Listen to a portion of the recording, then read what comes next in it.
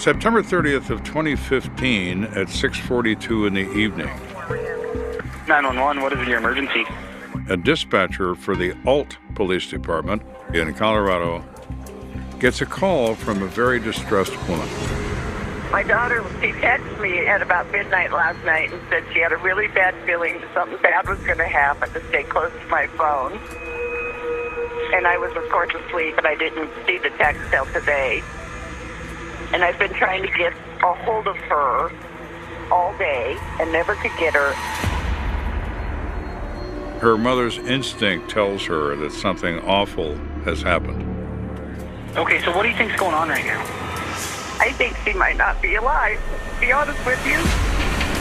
Mothers have instincts about these things, and if the mother says that, I would be concerned as well. I just have this really bad feeling inside that I think something really bad happened.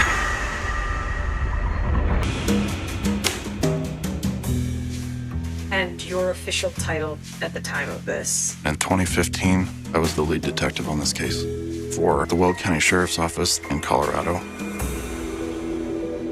This case first got started with a woman getting in touch with the Alt Police Department and wanting to report her daughter as missing. I think something really bad happened. The woman's name is Vonda Holt. Her daughter's name is Tara Lewandowski. Vonda thinks her daughter may be dead. You're allowing us to search your premises. Officers do a welfare check at the residence where Tara lived. They went out to the house to see if she was there and talked to the folks that were on scene there. They've encountered two roommates who also say they have no idea where she is. I haven't seen her since we dropped her off at Virgin Trail. The roommates report that this girl, Tara, believes she was developing pneumonia. She had a terrible cough. So they took her into Greeley and dropped her off at an urgent care. The roommates say that she never returned. DJ Meyer is the homeowner, and he has a girlfriend, Crystal, who lives with him. He invites the officers in, and they look around in the place. So what's in here? They look around. They find nothing of real interest. They see nothing out of place, no evidence of a struggle or a fight, and they find no Tara. She is now a missing person. And that starts the process going towards looking for what happened to Tara. Detective Anderson and Detective Boyle need to find this girl.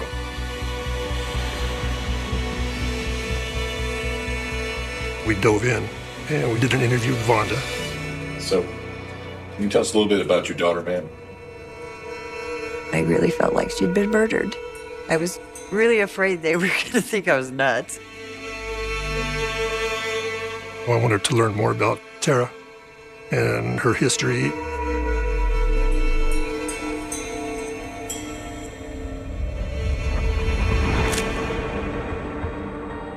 Tara was a really happy child. She was extremely smart.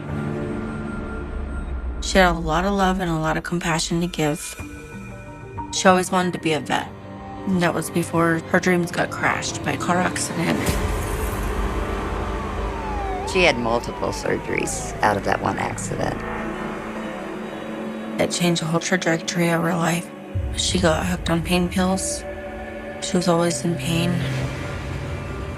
She was at a rehab. One of the ladies in there was Crystal. They were friends. Crystal offers Tara a place to stay. Crystal Griffin is the girlfriend of DJ Meyer, the homeowner. So DJ Meyer is in fact Daniel Meyer, a respected member of the community and a respected member of the city council. She was on disability, and they were going to rent her the room for $100 a month. She thought it was a great opportunity. Tara moved into this house with DJ Meyer and Crystal Griffin. When's the last time you actually spoke to Tara? And then one night, Tara texts Vonda saying, "Stay by your phone, something might happen." And Vonda gets the text the next morning at around 5 in the morning when she's getting ready for work. When I woke up, I tried to reach her and I couldn't get a hold of her. Tara had a pain specialist appointment that day. And so I called and I said, Vonda, she didn't show up. Vonda said she got this weird feeling come over her and she thought something bad happened and she called 911. The mother explains that Tara has a dog that never leaves her side, a black Chihuahua whose name is Diablo. According to Vonda, she was very, very attached to her dog, Diablo. Tara never went anywhere without her dog. It didn't matter if she went to the doctor, it didn't matter if she went to the store. That was her sidekick, period. The dog is also missing. It's a total mystery. However, they are fortunate that someone was about to make a discovery.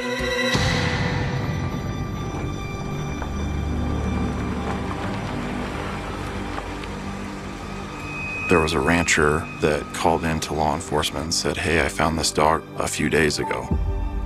A farmer sees a small black Chihuahua wandering around on the side of the road near the Pawnee grasslands, and he thinks he's going to rescue this creature. At the same time, Vonda posted a photograph of her daughter and the dog on Facebook. The farmer sees the posting and decides he's got that dog. So he calls the Weld County Sheriff's Department to report this. I went out to that rancher's house and took a couple photos of the dog.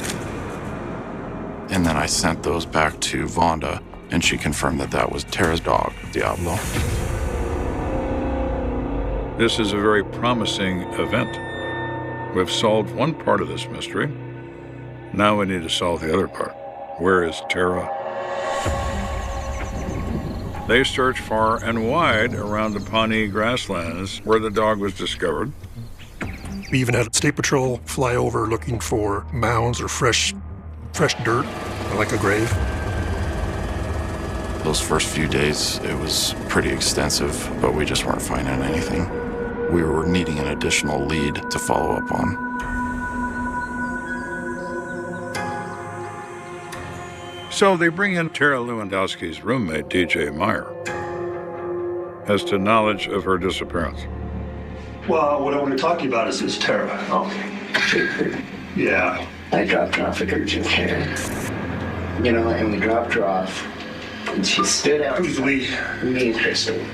Crystal? My girlfriend. Her last name was Griffin. DJ Meyer is cooperative and helpful. He says since she didn't drive, she asked him for a ride to an emergent care in Greeley, Colorado, a short distance away. He then says they tell her when they drop her off, we're going to go get lunch with my grandmother, and we'll be back in about an hour and pick you up. Well, when we went back to urgent care, she never checked in. I said, I don't know where she's at. I took her to the doctor and haven't seen her since. They asked him, so what do you think happened to her?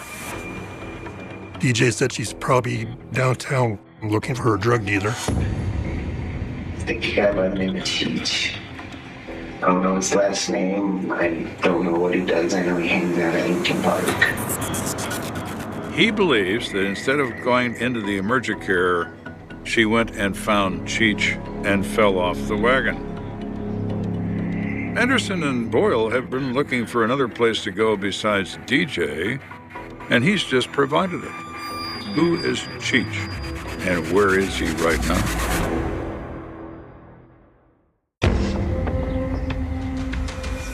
Detectives Anderson and Boyle have received a tip from Tara Lewandowski's roommate, DJ Meyer. He says she may have made contact with a drug dealer he knows as Cheech. When he provided that information, we tried to track down that drug dealer, Cheech. It's a street name. Every agency has these lists of names, monikers, gang members, sex offenders. You name it, we've got a list. I had recently been undercover for the drug task force, so I called them, and nobody had ever heard of Cheech. So they decide that this is nonsense. They're going to rule it out. But the problem they have at the moment is they don't have a body. They don't have a crime scene. They know that Tara texted her mother and said something bad might happen tonight in DJ's house. That's all they have. So you have to keep at it. She didn't have a phone at that time. She had a tablet that she was using, so she mainly texted. There was no tracking her cell phone because she didn't have one. So that's another strike against them.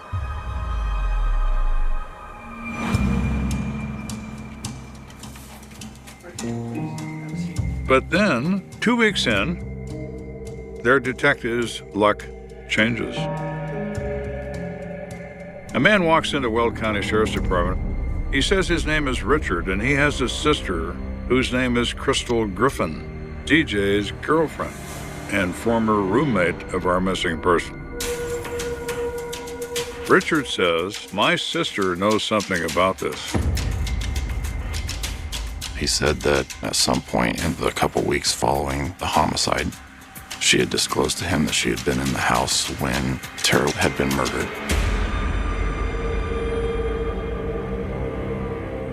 This is the type of tip that convinces you that there is a God. We have a focus now.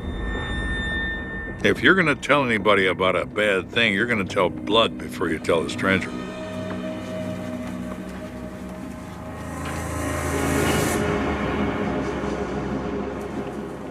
They bring in Crystal Griffin and take her back to an interrogation room.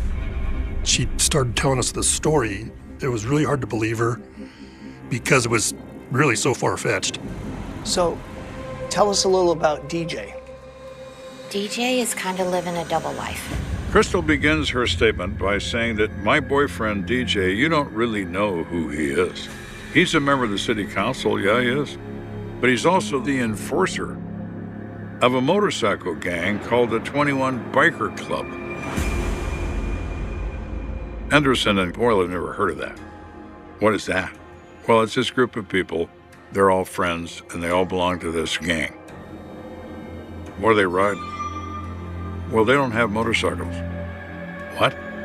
It's a biker gang, but they don't have motorcycles. She explained to us that this group was trying to be some sort of gang. She said they were infatuated with knives and weapons, stabbing pillows and trees. There we go. She kind of laid out the hierarchy a little bit of the group. Tom Vassell was Mike Vassell's father, and he was supposedly the president of this group. Mike Vassell would have been the second in charge. DJ Meyer was supposedly the enforcer of the group. Chad Eiler was a friend of the group. Carly Hanchett was Mike's girlfriend. And then Carly's brother, Scott Hanchett. Except for Tom. DJ was the oldest one at that time, and I think he was over 30, and all the way down to Carly, who was 17. She also said Tom Vassell had been part of some sort of biker gang when he was back in New York. Supposedly, he was a former Hells Angel. I think he maybe worked on bikes for them, but not a full patch member or anything. And I think that history probably intrigued his son Mike and the rest.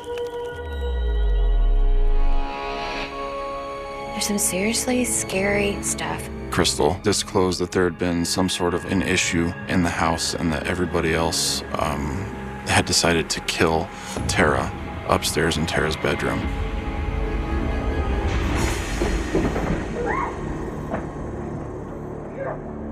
She said that during that time frame, she had gone into a downstairs bedroom and never went upstairs to see what was going on.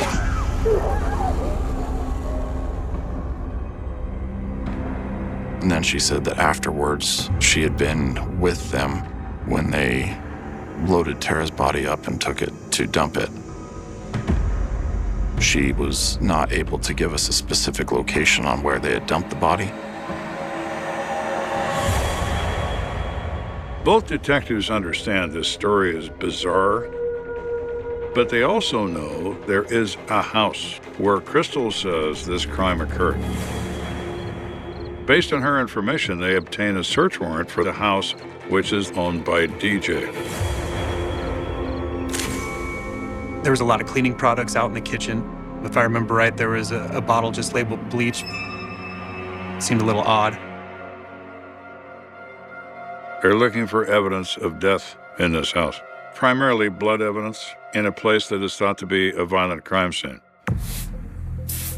They use a technique called luminol. Luminol is a chemical that will cause human blood to fluoresce in darkness. They go into the room where Tara lived, and they luminol the walls, the ceiling. There is no blood in this room where Crystal says she was killed. They check the other rooms, and they find nothing. There is no evidence of blood in this house. Did they clean up? Or Crystal's story isn't true? Hey, folks. Henderson goes outside, and he sees two people next door. He goes over and introduces himself, shows him a bed, and says, anything unusual here in the last few days? Oh, yeah. Oh, what was that? Well, DJ, the guy that lives there, we saw him digging a hole in the backyard, and he had something wrapped up in a blanket. They say, we thought he was digging a grave. Really? They go check the backyard. They do find what appears to be a grave and freshly turned earth. They ended up excavating what appeared to be a fresh gravesite. And then it happened. There's something here. I can't remember who dug it up, but they said there's bones.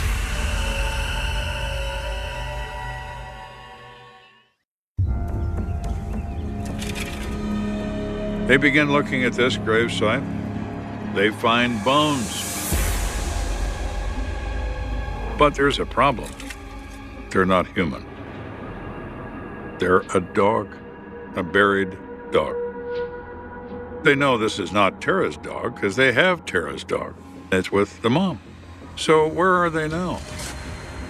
No body, no crime scene. Crystal's story doesn't seem to make a lot of sense. Then she has a relationship with DJ.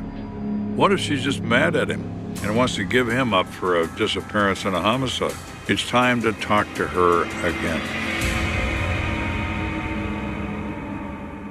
Crystal said in her initial statement, she was forced to accompany this group as they disposed of the remains. Okay, Crystal, take us to the body. They put her in a car and they drive north toward Wyoming.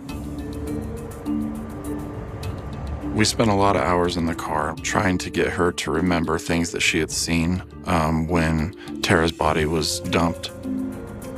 She said it was dark, it was late at night. I'm not sure, but there was water running nearby.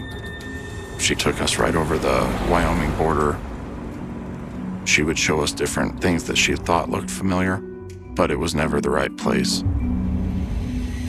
So now Crystal has another problem with her story. The body isn't in the area where she says it was. So has Crystal just invented this whole thing? What's going on? In the car, we ended up trying to gather as much information from her verbally to at least paint a picture of what had happened with Tara.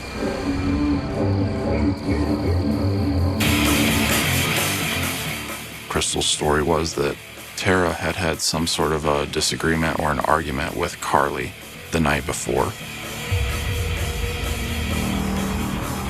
And it was all over a stereo that was too loud. Tara had said something that made the group think that she had disrespected Carly.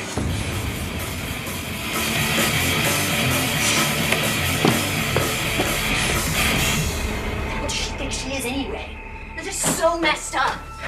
Being that Carly was dating Mike, who was the second in charge of this gang, they had to do something about it. She has been disrespected, and it's a meaningful thing in the biker world, and it's a death penalty offense.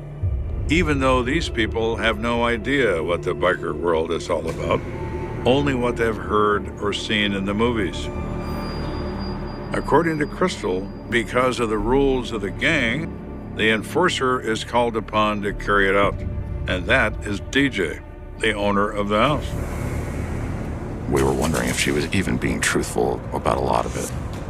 She doesn't want to paint herself into a corner where she's suspected of doing something more than she did.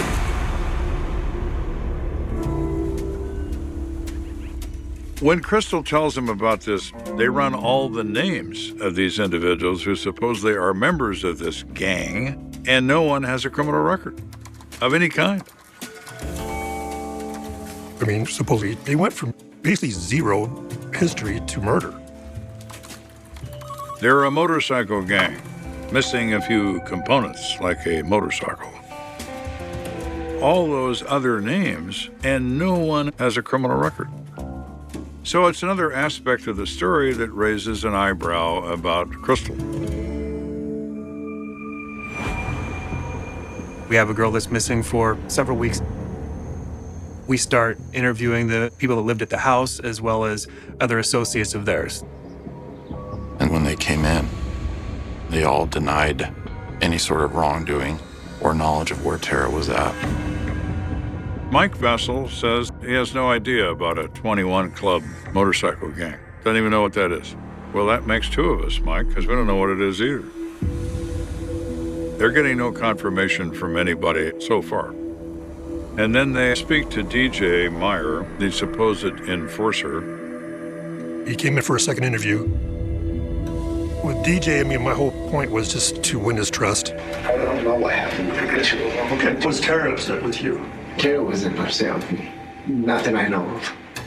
So I talked to him some more and I said, DJ, I just need you to be my witness. You need to tell me what went on. So did Crystal do it? I don't know. They continue to press him because they can feel it, that he's emotional about this. Let me push. You know everything you need to know. And he becomes emotional. And he said, yes, I do know something. I know there was an argument, but that's all I really know.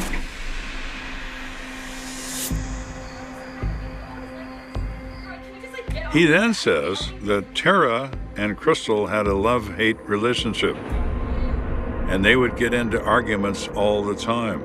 And on the night in question, Crystal and Tara got in a heated argument. So what do you think? Got her so mad? I don't know. How did she kill her? I don't know how she done it. I don't. I know there was blood, so I'm thinking maybe stabbed her. What are you doing? What? He then says Crystal grabbed a knife and stabbed her to death, and DJ's mistake was to help her cover it up. She was panicked, told me I need to help her. So I tried to help her. But I don't remember where the body is. I'm not going to prison, right? Okay. I was scared. I never done anything like this. So we have Crystal pointing her finger at DJ, and DJ pointing his finger back. Which finger should we believe?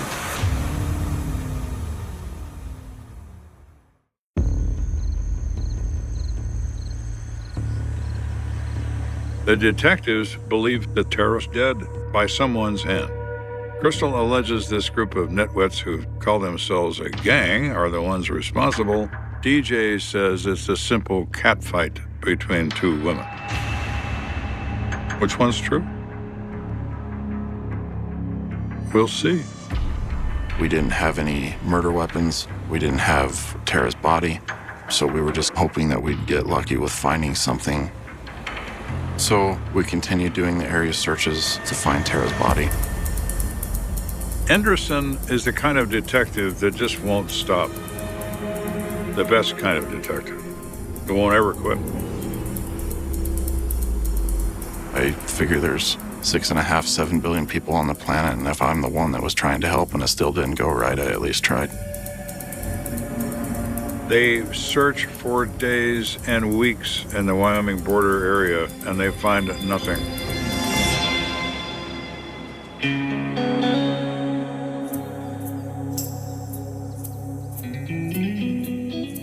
We're still trying to corroborate things that Crystal had said.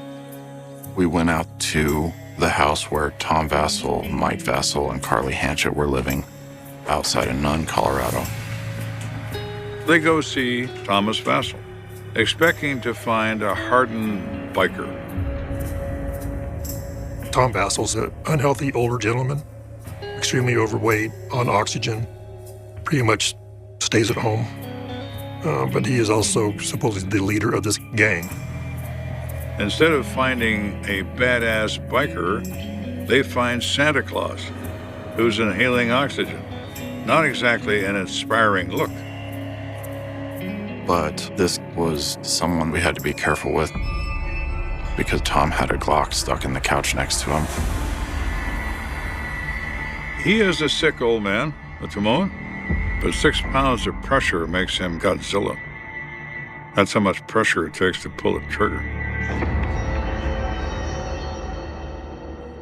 He claimed not to know anything about what we were talking about. Thomas does what you would expect him to do. Yeah, my kid Mike, he's a good kid. He has some friends, they're all good kids. You want to look around, go right ahead. When Anderson and Boyle are talking to Thomas, they smell an odor from what is likely a burn pit. A lot of people that live remotely in Colorado, there's no garbage service in those remote areas. You have to burn your trash. We did a search warrant out there, and then our field evidence technicians sifted through all the ashes. There is no body or body parts, nothing like that. It's very difficult to destroy a human body with fire. This looks pretty interesting. It takes the heat generated in a crematorium to do that. During the search, they found the back of an iPad, consistent with what Vonda had told us, that Tara always had this iPad. It's pretty suspicious. You know, who burns an iPad? An iPad is an expensive toy. They don't burn an iPad unless it belongs to a murder victim, and that's most likely what this is. People will destroy evidence of their involvement in a crime, believing that they burn it, it's destroyed, it can't be used against them. But people look for things that people throw away, particularly guys that carry a badge. So all this definitely gave some value to the story that they were trying to cover up something that had been done. We have Crystal's story about the whole gang being involved, and her charming boyfriend DJ's tale of only Crystal being involved. This burned and destroyed iPad in Thomas Vassell's burn pit is evidence of what Crystal said as being the truth, and what DJ is saying is a lie.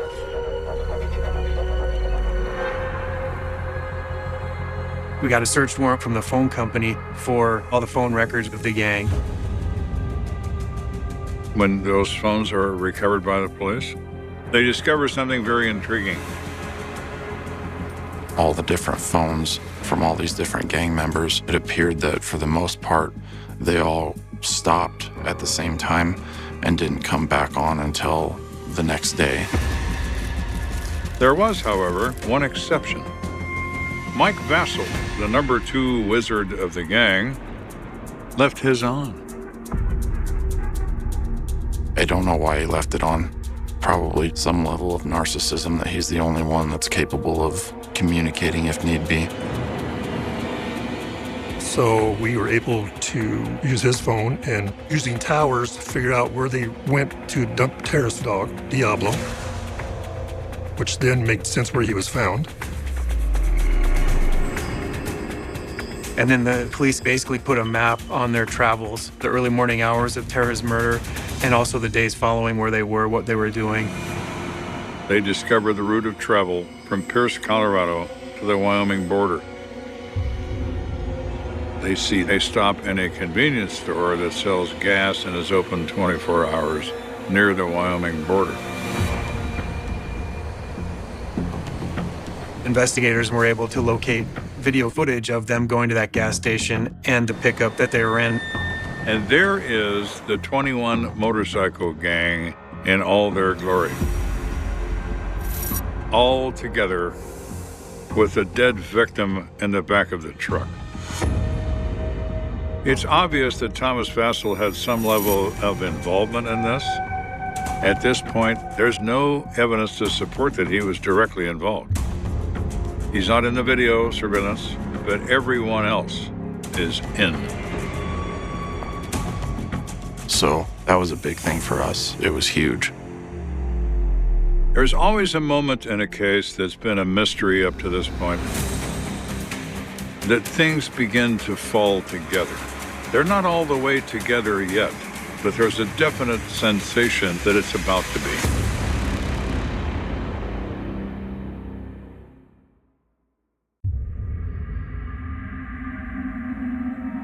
At this point, they've got evidence against all the players in this. This is the case. We still didn't have Tara's body, but the detectives and I knew these guys were good for the murder. We felt we had enough to get arrest warrants for them. What does Anderson know for sure about this group? He knows they're idiots, that's obvious. Anderson puts it out. Come get your cell phones, there was nothing of value on them, we'll give them back. Carly and Mike show up at headquarters to get their phones back and wind up wearing handcuffs instead. Crystal was arrested at her brother's house in LaSalle. Chad Eiler was arrested without incident at his house as well. And then the U.S. Marshals took Scott into custody at a gas station.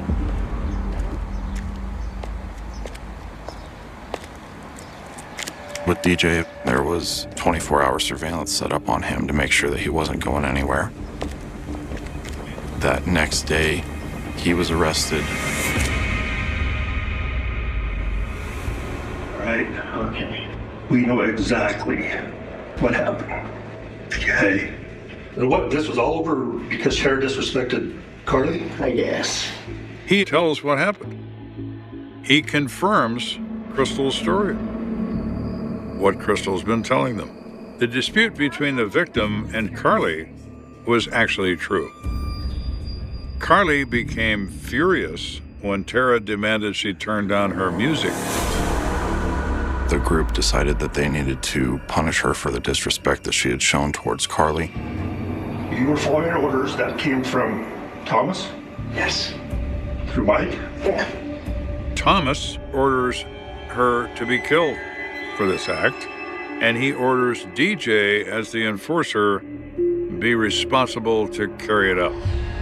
I tried talking people out of it, you know, but when you're outnumbered and you got, you know, orders from the doormat, do you know what I mean? So they formed up a plan. They all got their weapon of choice. Their plan was to go up the stairs. Carly's gonna hit her with a pipe, and then everybody's gonna stab her.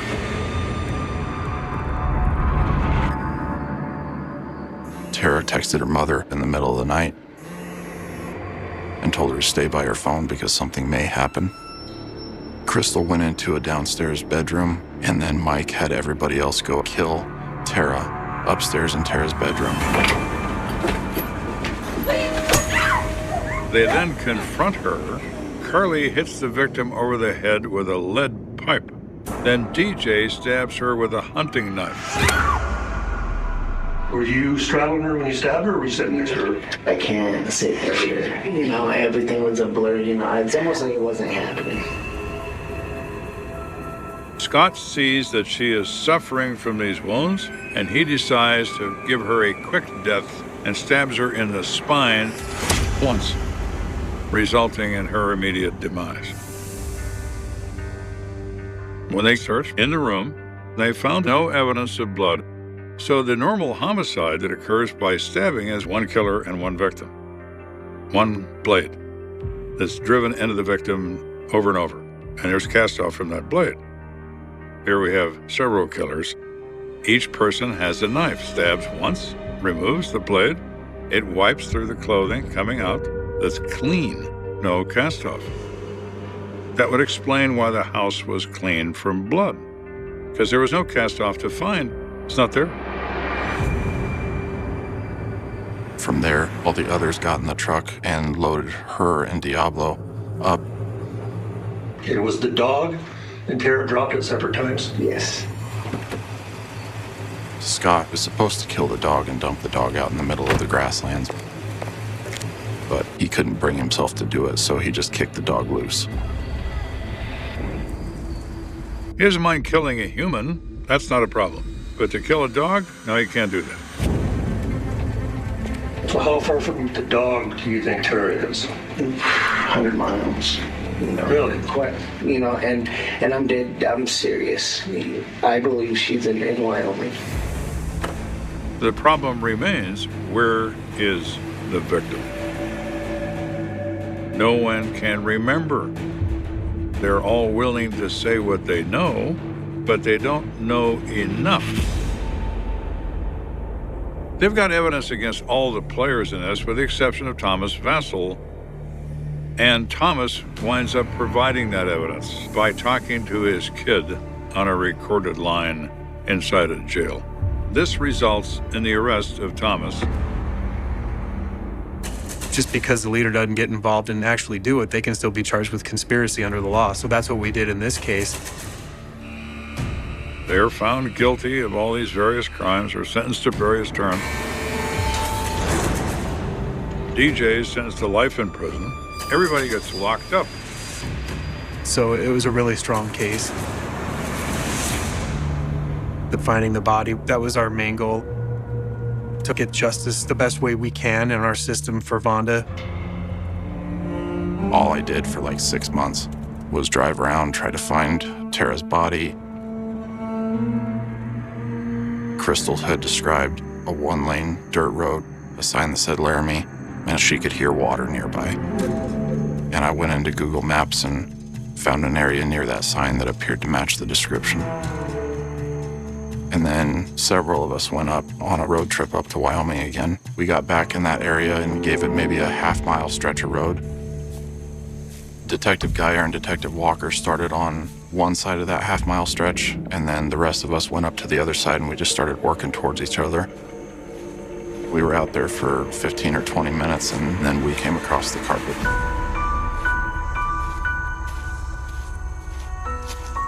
There is Tara, laying there undisturbed for 187 days. Sergeant Halloran at the time had cleared everybody out and just kind of let me stay there by myself for a minute. Then immediately after that, I went to find Vonda.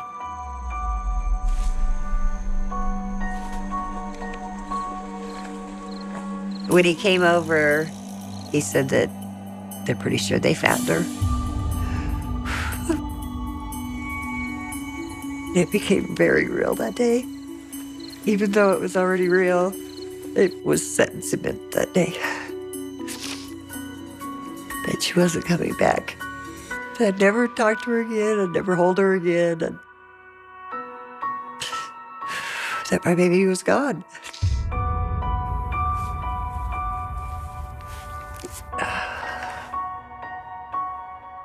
The autopsy revealed cause of death was stab wounds, manner of death was homicide. You get very jaded in this profession. Just when you think you've seen the worst in somebody, the next person's like, hold my beer, watch this. But it's also cases like this. This is why you're in it, cases like this.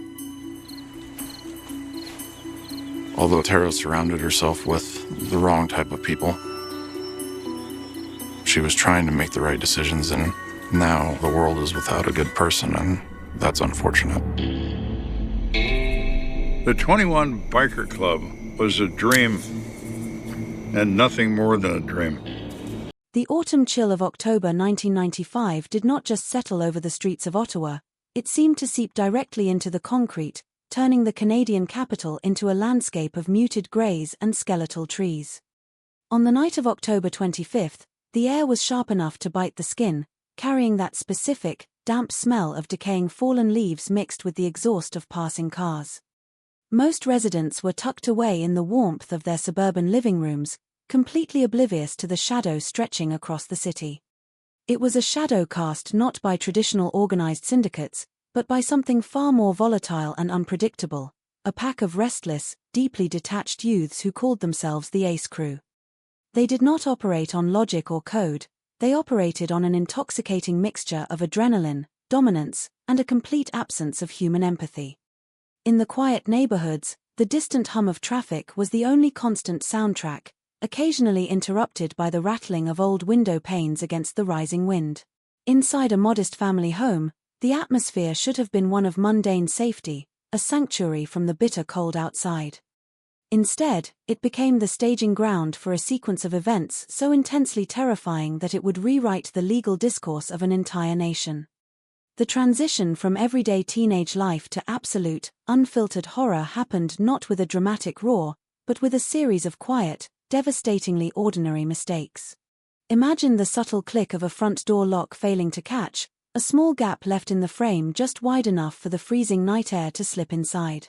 Along with that draft came a presence that fundamentally altered the temperature of the room.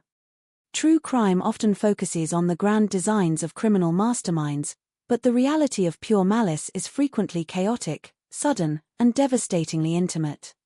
There were no masks, no calculated demands whispered into a telephone receiver, just the abrupt intrusion of heavy boots stepping onto clean linoleum.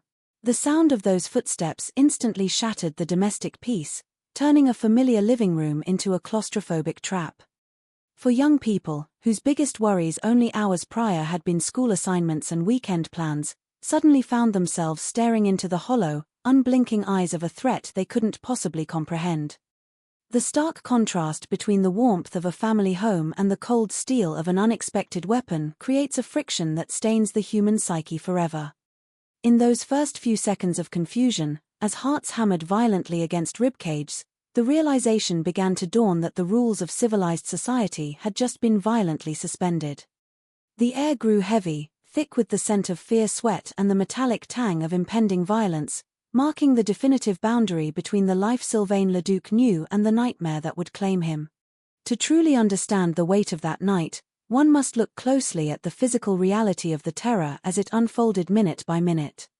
The intruders did not just enter a house, they occupied it, expanding their physical presence through sheer intimidation until the walls themselves seemed to shrink. The visual landscape of that living room transformed instantly from a place of comfort to an arena of absolute vulnerability. The soft glow of the television screen cast dancing, distorted shadows across the faces of the teenagers, reflecting the sudden panic frozen in their eyes. There was a sickening, rhythmic click-clack that began to echo through the space, the mechanical sound of a firearm being cycled over and over again, an auditory signature designed entirely to erode the victim's psychological defenses. Every metallic slide of the weapon's bolt served as a cruel reminder of how fragile human flesh is when contrasted with engineered steel. The perpetrators moved with a casual, terrifying confidence, their posture completely devoid of hesitation or remorse, embodying a brand of youth culture that had curdled into something entirely monstrous. They didn't see people in front of them, they saw objects, obstacles to be managed, toys to be broken for their own sadistic amusement.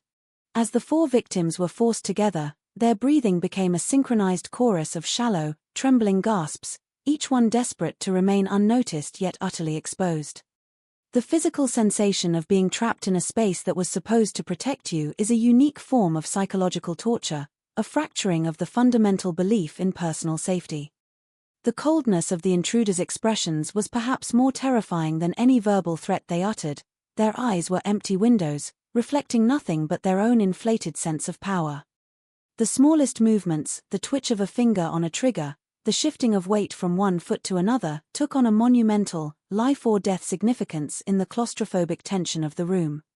The silence between their sparse, barked commands was heavy, punctuated only by the distant, ironic sound of everyday life continuing outside on the street, where neighbors walked their dogs and cars drove past, entirely unaware of the atrocity occurring just yards away behind closed curtains. The true horror of the Ace Crew's assault lay in their total disregard for the sanctity of the domestic space, transforming a sanctuary into a warehouse of pain. The physical transition from the home to the back of a stark, stripped-down cargo van marked the point of no return for Sylvain and his companions.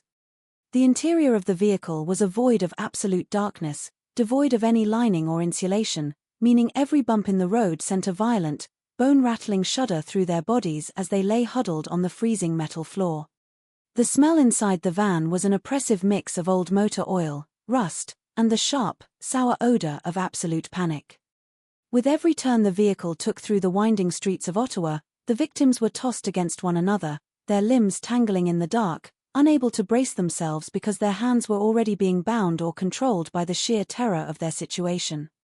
Above them, in the dim light of the front cabin, the perpetrators continued their psychological warfare, the metallic clatter of the gun mechanism functioning as a constant, dreadful heartbeat for the journey. It was a journey stripped of all human dignity, designed to make the teenagers feel entirely discarded before they even reached their final destination. When the van finally sputtered to a halt outside a bleak, towering high-rise apartment building on the outskirts of the city, the cold air that rushed in when the doors opened offered no relief, only a bitter confirmation that they were now isolated from any hope of casual rescue. The ascent to the third floor was a slow, agonizing procession up concrete stairwells that smelled of stale cigarettes and industrial cleaning fluid, a mundane setting for an impending slaughter. The apartment doors opened to reveal a scene that looked like a distorted mirror of teenage rebellion turned into a tribal nightmare. 11 individuals waited inside, their faces illuminated by harsh overhead light bulbs that showed no mercy, casting long, menacing shadows across a room already prepared for violence. The air inside the apartment was thick, stagnant, and vibrating with an aggressive, predatory energy that made it clear to the victims that they had entered a slaughterhouse. The psychological weight of facing a dozen tormentors in a confined space completely paralyzes the human instinct to fight back, leaving only the raw, agonizing desire to survive the next second. The bound teenagers were systematically separated, their eyes covered, their mouths muffled, reducing them to sensory-deprived targets in a game of unimaginable cruelty. Sylvain Leduc, standing at the precipice of his final hours, was dragged into the darkness of the master bedroom, away from the others, his footsteps dragging heavily across the carpet as the door clicked shut behind him, sealing his fate in a room where mercy had long since been extinguished. The sheer scale of the betrayal of youth by youth in this space remains one of the darkest stains on the city's history, a manifestation of violence so pure and unprovoked that it defies standard criminological categorization. This kitsch ban, designed to dissect every agonizing layer of this historic case, will not flinch from the reality of what occurred within those walls, nor will it forget the profound human cost paid by an innocent 17-year-old boy. Through a meticulous examination of the atmosphere, the shifting power dynamics, the desperate bravery of the survivors, and the absolute failure of the justice system to elicit even a shred of genuine remorse from the killers, we will reconstruct a narrative that demands to be heard. The story of Sylvain Leduc is a harrowing exploration of the absolute worst aspects of human nature, a reminder of how quickly civilization can strip away when a group of individuals decides that empathy is a weakness. As we step into the dark hallways of that Ottawa apartment complex, we leave behind the comfort of easy answers, forcing ourselves to confront the raw, uncomfortable truths of a night where innocence was systematically destroyed. And where the echoes of that destruction can still be heard in the halls of the Canadian Parliament today. To understand the tragedy that befell Sylvain Leduc, one must dissect the social fabric of Ottawa in the mid-1990s, a city often perceived as a quiet, bureaucratic sanctuary dominated by government buildings, manicured lawns, and a predictable, orderly lifestyle. Beneath this polished, safe exterior, however, a dark undercurrent was quietly forming in the forgotten pockets of the suburbs and the neglected low-income housing complexes on the city's fringes. The global economic shifts of the decade had left many working-class families struggling, creating a widening gap between the affluent political class and a restless, disillusioned generation of youth who felt increasingly alienated from the Canadian dream. In these neighborhoods, where the streetlights flickered against the damp autumn mist, a different kind of survival instinct began to take root among teenagers who lacked guidance, structure, and hope. It was a landscape where boredom easily curdled into petty crime, and where the desire for belonging led many vulnerable kids into the tight, defensive structures of street gangs. These were not the highly organized, international drug cartels of larger metropolises, but rather volatile, tribal bands of local youths who substituted a lack of personal identity with a fierce, often theatrical devotion to a collective name, a territory, and a shared reputation for brutality. Among these emerging threats, none inspired more localized dread than the Ace Crew, a gang composed almost entirely of teenagers and young adults who had rapidly graduated from graffiti and shoplifting to violent intimidation and home invasions. They operated out of temporary safe houses, cheap rental apartments, and the shadows of nondescript strip malls, creating an insular world where respect was measured solely by one's willingness to inflict pain on others. The members of the Ace Crew were characterized by a profound, chilling detachment from the consequences of their actions, a psychological state reinforced by their collective dynamics, where individual conscience was completely erased by the pressure to prove loyalty to the group. They wore their delinquency like a badge of honor, adopting a posture of casual defiance that baffled local law enforcement and terrified ordinary citizens who happened to cross their paths. For the Ace Crew, the quiet residential streets of Ottawa were not neighborhoods to be respected, but hunting grounds where they could project their inflated sense of power over those who lived conventional, law-abiding lives. Their internal economy revolved around small-time drug running, extortion, and the enforcement of petty debts, but their true currency was fear, and they guarded their fearsome reputation with a hair-trigger volatility that made any interaction with them inherently lethal. On the other side of this socio-cultural divide stood Sylvain Leduc, a 17-year-old boy whose life was rooted in the very domestic stability and familial warmth that the members of the Ace Crew had rejected or never known. Sylvain was a typical teenager of his era, navigating the awkward, hopeful transition from adolescence to young adulthood with a quiet gentleness that made him a beloved figure within his extended family. He was a boy defined by his sense of responsibility, someone his parents could depend on to look after his younger siblings and cousins without complaint, embodying an old-school maturity that was becoming increasingly rare among his peers. The home he lived in was a physical manifestation of this safety, filled with the ordinary details of suburban life, from the scuff marks on the baseboards to the family photographs lining the hallway, representing generations of hard work, love, and protection. For Sylvain, the future was an open book, filled with the mundane but beautiful possibilities of graduation, relationships, and finding his place in the world, a future that he approached with a calm, unassuming confidence. He had no connection to the criminal underworld, no understanding of the brutal codes that governed the streets just a few miles away, and no reason to believe that the sanctity of his family home could ever be breached by the chaotic violence of the outside world. The collision between these two incompatible worlds occurred on a night when Sylvain was simply fulfilling his duty as a protector, staying behind to look after the household and ensure the safety of the younger children in his care. The setting was an ordinary evening in late October, where the warmth of the indoor heating contrasted sharply with the bitter, wind-swept darkness outside, creating a false sense of absolute security within the walls of the residence. It was into this peaceful, vulnerable environment that a desperate young girl sought refuge, fleeing the volatile wrath of the Ace Crew after a dispute that had marked her as a target for their collective vengeance. She brought with her the unseen contagion of the streets, an invisible target pinned to her back that she unwittingly introduced into Sylvain's clean, safe world. When the telephone rang in the house that evening, its shrill tone was the first fracture in the domestic silence, a digital tether connecting the isolated home directly to the predatory network of the gang outside.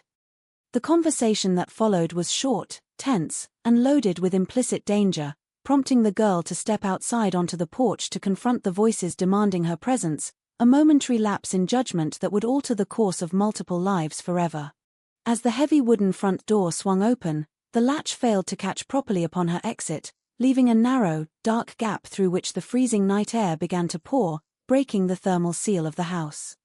That small opening was all the opportunity the waiting predators needed, 3 members of the Ace Crew who had been tracking the girl through the neighborhood like wolves trailing wounded prey.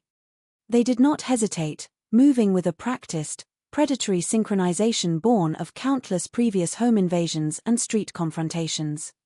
In the quiet of the Ottawa suburbs, the sound of heavy boots suddenly striking the floorboards inside the house was an unnatural, terrifying explosion of noise that shattered the remaining fragments of domestic peace.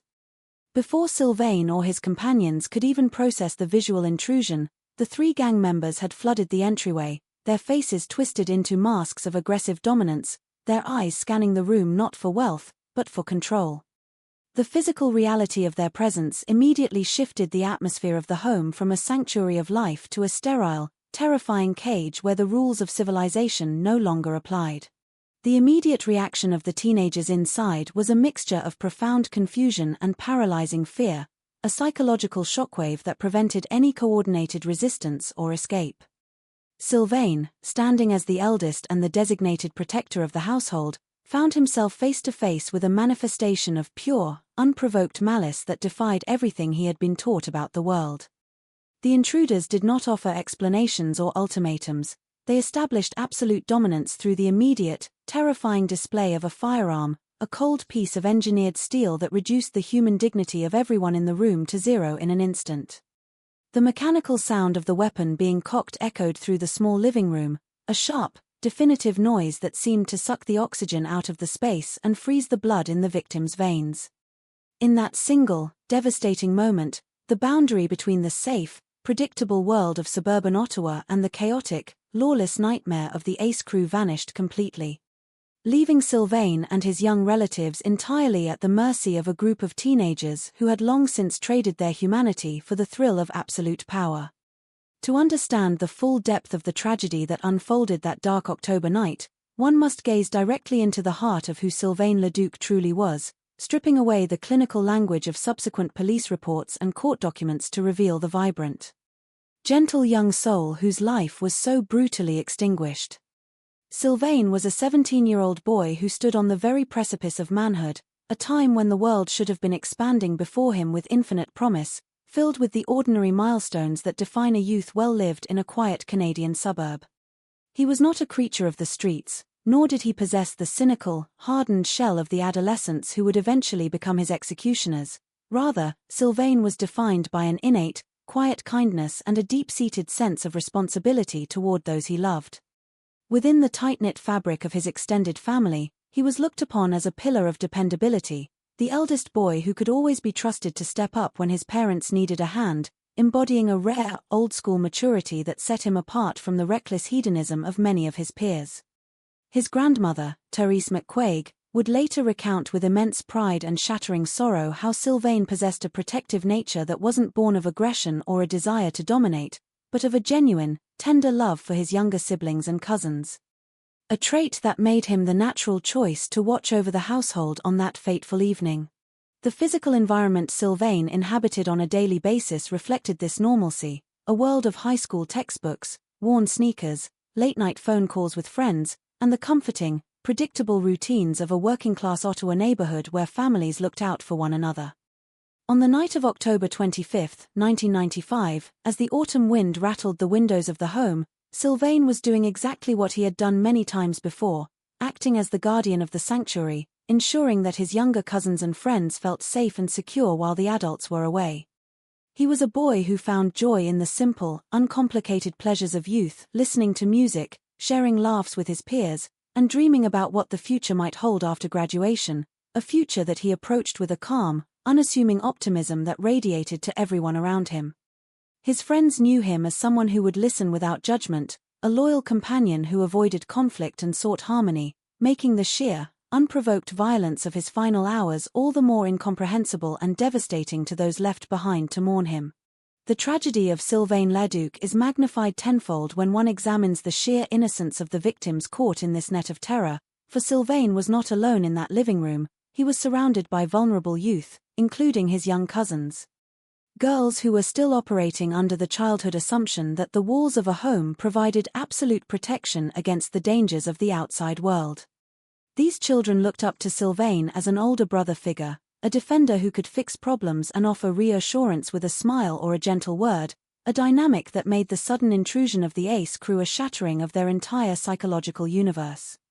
The contrast between Sylvain's gentle, protective aura and the ravenous, predatory energy of the gang members created a terrifying friction that night. as the 17-year-old boy suddenly realized that the safety of these innocent children depended entirely on his ability to navigate a situation for which no amount of suburban life could have possibly prepared him. He was a boy thrust into a living nightmare, forced to witness the terrifying unraveling of his secure world, yet even in those initial moments of absolute panic, his instincts remained rooted in his love for his family. Desperately wishing he could absorb the danger himself and shield the younger ones from the malice standing in their living room. When we look closely at the portraits of Sylvain that his family carried to the courthouse years later, we see a face untouched by malice, eyes that looked out at the world with clarity and hope, and a smile that spoke of a gentle upbringing rooted in love, respect, and community values. This was the boy who was systematically dismantled by a pack of human wolves, a child of a loving family who became the ultimate casualty of a subculture that viewed empathy as a fatal flaw and cruelty as a currency of respect. The memory of Sylvain Leduc is not just a footnote in a gruesome criminal case, it is the story of a protector who stayed at his post until the very end, a young man whose final thoughts were undoubtedly consumed by the safety of the children he had promised to protect, and whose legacy remains a heartbreaking reminder of how fragile innocence can be when confronted by pure, unadulterated evil. To lose a child is a grief that defies language, but to lose a boy like Sylvain, a boy who was the very best of what his family had nurtured, a symbol of hope, responsibility, and youthful gentleness in a manner so calculated and savage, left an indelible scar on the soul of Ottawa, ensuring that his name would forever be spoken with a mixture of profound reverence for his innocence and eternal fury at the monsters who stole him away. The closing of the front door was followed by an absolute cessation of normal life, as the three intruders consolidated their control over the four terrified teenagers within the living room. The physical degradation began almost immediately, as the perpetrators stripped the victims of their autonomy, forcing them to move not as human beings, but as captive livestock to be processed and relocated. They were marched out into the freezing October night, where the bitter wind seemed to offer a cold premonition of the horrors to come, and pushed into the cavernous, metallic void of a waiting cargo van. The interior of this vehicle was a claustrophobic nightmare, completely stripped of any protective lining, insulation, or seats, leaving nothing but bare, rusted steel that absorbed the freezing temperature of the air outside. The doors slammed shut with a heavy, definitive mechanical thud, and the sound of the exterior lock clicking into place signaled the total erasure of their freedom.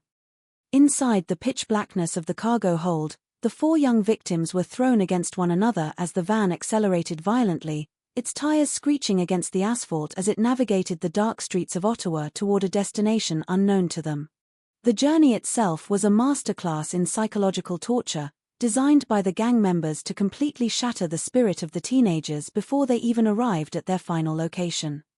In the darkness, the victims could hear the casual, detached murmurs of their captors in the front seats, a chilling contrast to the absolute panic consuming the cargo hold where the smell of cold sweat, rust, and old motor oil was suffocating. Then came the sound that would haunt the survivors for the rest of their days, the unmistakable, rhythmic clatter of a firearm being cycled directly over their heads. The perpetrators repeatedly loaded and unloaded the weapon, the metallic slide slamming forward with a sharp, lethal snap that reverberated through the hollow frame of the van, a constant reminder that their lives hung by a thread. Every twist and turn of the vehicle tossed the bound teenagers against the freezing metal walls, bruising their flesh and compounding their terror, while the auditory warfare above them ensured that no one could formulate a thought of escape or resistance. Sylvain Leduc, huddled with his young cousins and his friend in the dark, could do nothing but endure the mental agony, his protective instincts rendered useless by the cold reality of the steel separating them from the world outside. When the van finally ground to a halt, the rear doors flew open to reveal the bleak, utilitarian facade of a high-rise apartment building on the fringes of the city, a concrete monolith that would serve as their execution chamber. The victims were forced out of the vehicle and marched up the cold, concrete stairwell to the third floor, their movements hurried by the aggressive shoves of their captors. When the door to the apartment opened, the four teenagers were thrust into a room filled with a sickening, predatory energy, as approximately 11 members and associates of the ACE crew stood waiting under the harsh, buzzing glow of overhead light bulbs. The environment was meticulously prepared for violence, The captors immediately set to work binding the victims' hands and feet behind their backs with coarse ropes, using heavy industrial wire to constrict their necks, and wrapping thick cloth over their eyes to plunge them into total sensory deprivation. The physical sensation of the wire biting into the skin of the neck, combined with the blindness of the blindfolds, created a state of absolute vulnerability, rendering the victims completely helpless as the gang members began to celebrate their dominance. The nightmare reached its peak of depravity when Sylvain Leduc was violently separated from the group, his bound body dragged roughly across the floor and into the darkness of the master bedroom. In that isolated space, a group of multiple gang members surrounded the 17-year-old boy and began a systematic, prolonged assault of unimaginable ferocity. They unleashed a torrent of physical violence, using their fists, heavy boots, and various objects to strike Sylvain repeatedly across his body and head, ignoring his muffled cries as they took turns participating in the beating. This was not a quick act of violence, but a continuous, sadistic exercise in torture that lasted for hours, as the perpetrators fueled each other's aggression, viewing the helpless teenager not as a person, but as a canvas for their collective cruelty. While Sylvain was being systematically beaten to death in the bedroom, the horror expanded into the rest of the apartment, where his youngest cousin was forced into a large bedroom closet. The interior of this closet had been pre-lined with thick, black garbage bags taped to the walls and floor, a grotesque detail proving that the gang had fully intended to slaughter their captives and minimize the cleanup of blood and bodily fluids. Inside this dark, plastic-lined tomb, the young girl was subjected to a horrific assault, as her tormentors used a heating hair appliance, Nung due to its maximum temperature, to repeatedly burn her flesh, inflicting agonizing physical pain while she listened to the muffled sounds of her cousin's life being stolen away in the adjacent room. The friend of Sylvain was locked away in the sterile isolation of the bathroom, listening to the chaotic symphony of violence echoing through the thin apartment walls, waiting in absolute terror for his turn to face the monsters outside. Inside the master bedroom, the relentless Bao Hon finally took its ultimate toll. Sylvain's body, broken and shattered by the overwhelming force of the multiple attackers, could no longer sustain life, and his breathing finally ceased on the blood-stained carpet. The realization that Sylvain was dead did not inspire panic or remorse in the members of the Ace crew. Instead, it triggered a cold, administrative response from the leaders of the group. A voice cut through the heavy, iron-scented air of the apartment, issuing a casual command that revealed the total absence of human conscience within the gang. Les tui rac de beaux actes tui no vau, roi loi dua type theo ra.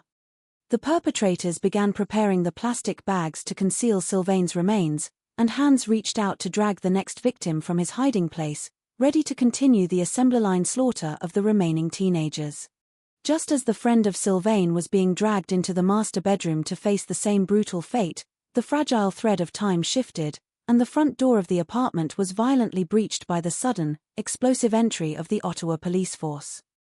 The rescue was a matter of sheer, miraculous coincidence. An observant neighbor living in the building had grown suspicious of the unusual, heavy foot traffic and the strange, muffled thuds vibrating through the walls, and had possessed the civic courage to dial the emergency services.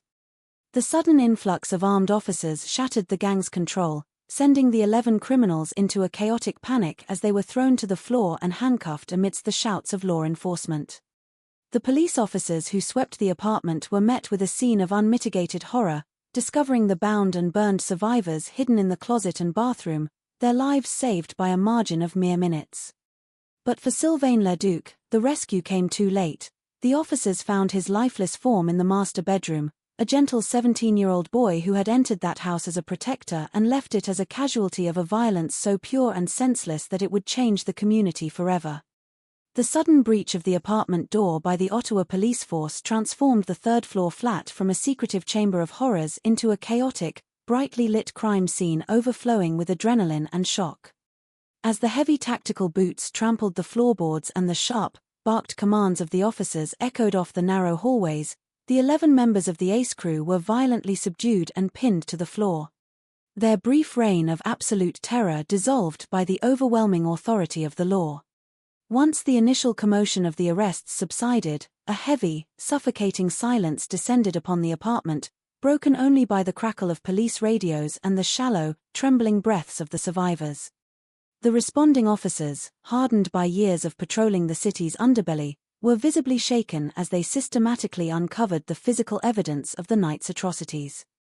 In the bathroom, they discovered Sylvain's friend shivering in the darkness, his body uninjured but his mind fractured by the auditory trauma of what he had spent hours listening to through the drywall. In the master bedroom closet, the beam of a police flashlight illuminated a scene so grotesque it mirrored a psychological thriller, revealing the young female cousin huddled against the black plastic garbage bags that lined the walls, her skin bearing the severe, blistered marks of the Nung Do hair appliance used to torture her. The epicenter of the tragedy lay in the center of the master bedroom, where the body of 17-year-old Sylvain Leduc lay motionless on the stained carpet, providing the most devastating piece of evidence for the forensic investigators who arrived shortly after the sweep. The physical appearance of the room told a story of frantic, overwhelming violence, with overturned furniture, torn clothing, and blood spatters painting a grim picture of a boy who had been outnumbered and systematically dismantled by a pack of merciless attackers. When the forensic team stepped into the space, their meticulous process of documenting the scene began with the rhythmic, mechanical flashing of their cameras, illuminating the grim reality of the boy's final moments in stark, unforgiving white light. The lead investigator knelt beside Sylvain's body, noting the deep, cruel indentations left by the industrial wire that had been wrapped tightly around his neck, a visual confirmation of the calculated restraint used to strip him of any ability to defend himself or cry out for help. Every bruise, every laceration, and the defensive wounds on his hands were carefully measured and photographed, constructing a silent timeline of the hours of bouillon that had ultimately caused his heart to stop beating. Outside the apartment complex, the cold October night air was pierced by the flashing red and blue lights of dozens of emergency vehicles, casting a surreal, pulsing glow across the concrete facade of the building and drawing a crowd of bewildered neighbors from their beds. The arrival of the coroner's van marked the definitive end of the rescue operation, turning the focus of the authorities from saving lives to preserving the integrity of a homicide investigation that would soon grip the entire nation. Forensic technicians clad in white protective suits moved methodically through the rooms, using specialized lights to search for trace evidence, collecting stray hairs, fibers, and fingerprints from the smooth plastic surfaces of the garbage bags that had been intended as Sylvain's shroud. They bagged the wire, the ropes, the clothing, and the Nung Do hair appliance, sealing each item into evidence containers with the clinical detachment required by their profession. Yet the heavy atmosphere in the room made it impossible to ignore the profound human tragedy that these objects represented. The initial phase of the investigation extended beyond the physical apartment walls, as detectives began tracing the steps of the ACE crew back to the suburban home where the nightmare had originated just hours earlier. At the original residence, the front door still hung slightly ajar, a chilling testament to the minor oversight that had allowed the wolves into the sanctuary, with the interior lights still casting a warm, ironic glow onto the empty living room where the television remained static. Investigators mapped the tire tracks left by the cargo van in the damp earth near the driveway, comparing them with the tread marks found at the high-rise complex to establish a seamless chain of custody and movement for the prosecution.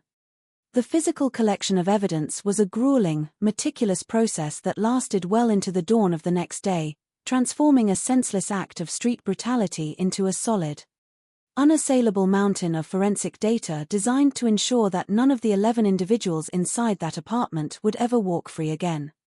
The arrest of 11 individuals inside the third-floor apartment provided the police with an abundance of physical suspects, but the initial phase of the interrogation and investigation quickly devolved into a complex maze of shifting blame, structural roadblocks, and legal technicalities that threatened to stall the momentum of justice. Because the ACE crew was composed of a volatile mixture of legal adults and young offenders under the jurisdiction of the Young Offenders Act, detectives faced an immediate wall of silence and strategic non-cooperation designed to exploit the leniency of the Canadian youth justice system. The older, more hardened members of the gang instinctively understood that they faced the heaviest penalties under the law, and they immediately began leveraging their influence over the younger teens, coercing them into taking the blame or changing their stories to confuse the timeline of the assault. In the cold, sterile interrogation rooms of the Ottawa Police Headquarters, investigators sat across from young men who exhibited a chilling, unnatural calm, their faces completely blank as they spun contradictory webs of lies. Claiming they were merely passive bystanders who had arrived at the apartment long after the violence against Sylvain Leduc had already occurred. The investigation struck a major roadblock as detectives attempted to establish the precise hierarchy of guilt among the 11 detainees, trying to pinpoint exactly whose hands had wielded the weapons and whose boots had inflicted the fatal blows in the master bedroom. Without a clear confession, the case risked turning into a finger-pointing exercise where every suspect blamed another, leaving the prosecution with the impossible task of proving individual intent for first-degree murder in a chaotic, multi-person assault. The initial forensic reports added to the frustration, as the sheer volume of DNA, fingerprints, and physical trauma overlapping on the victim's body made it incredibly difficult to isolate the specific actions of each individual attacker. Days turned into weeks as investigators chased down false leads provided by gang associates on the outside, who attempted to muddy the waters by fabricating alternative scenarios. Suggesting that the initial home invasion was a drug dispute gone wrong or that Sylvain had a pre-existing connection to the group, a cruel slander that deeply wounded the grieving Leduc family. The psychological toll on the detectives grew heavier with each passing day as they hit these legal dead ends, knowing that if they could not prove a coordinated, premeditated conspiracy to commit murder and kidnapping, some of the most dangerous perpetrators might walk away with minor assault or manslaughter charges.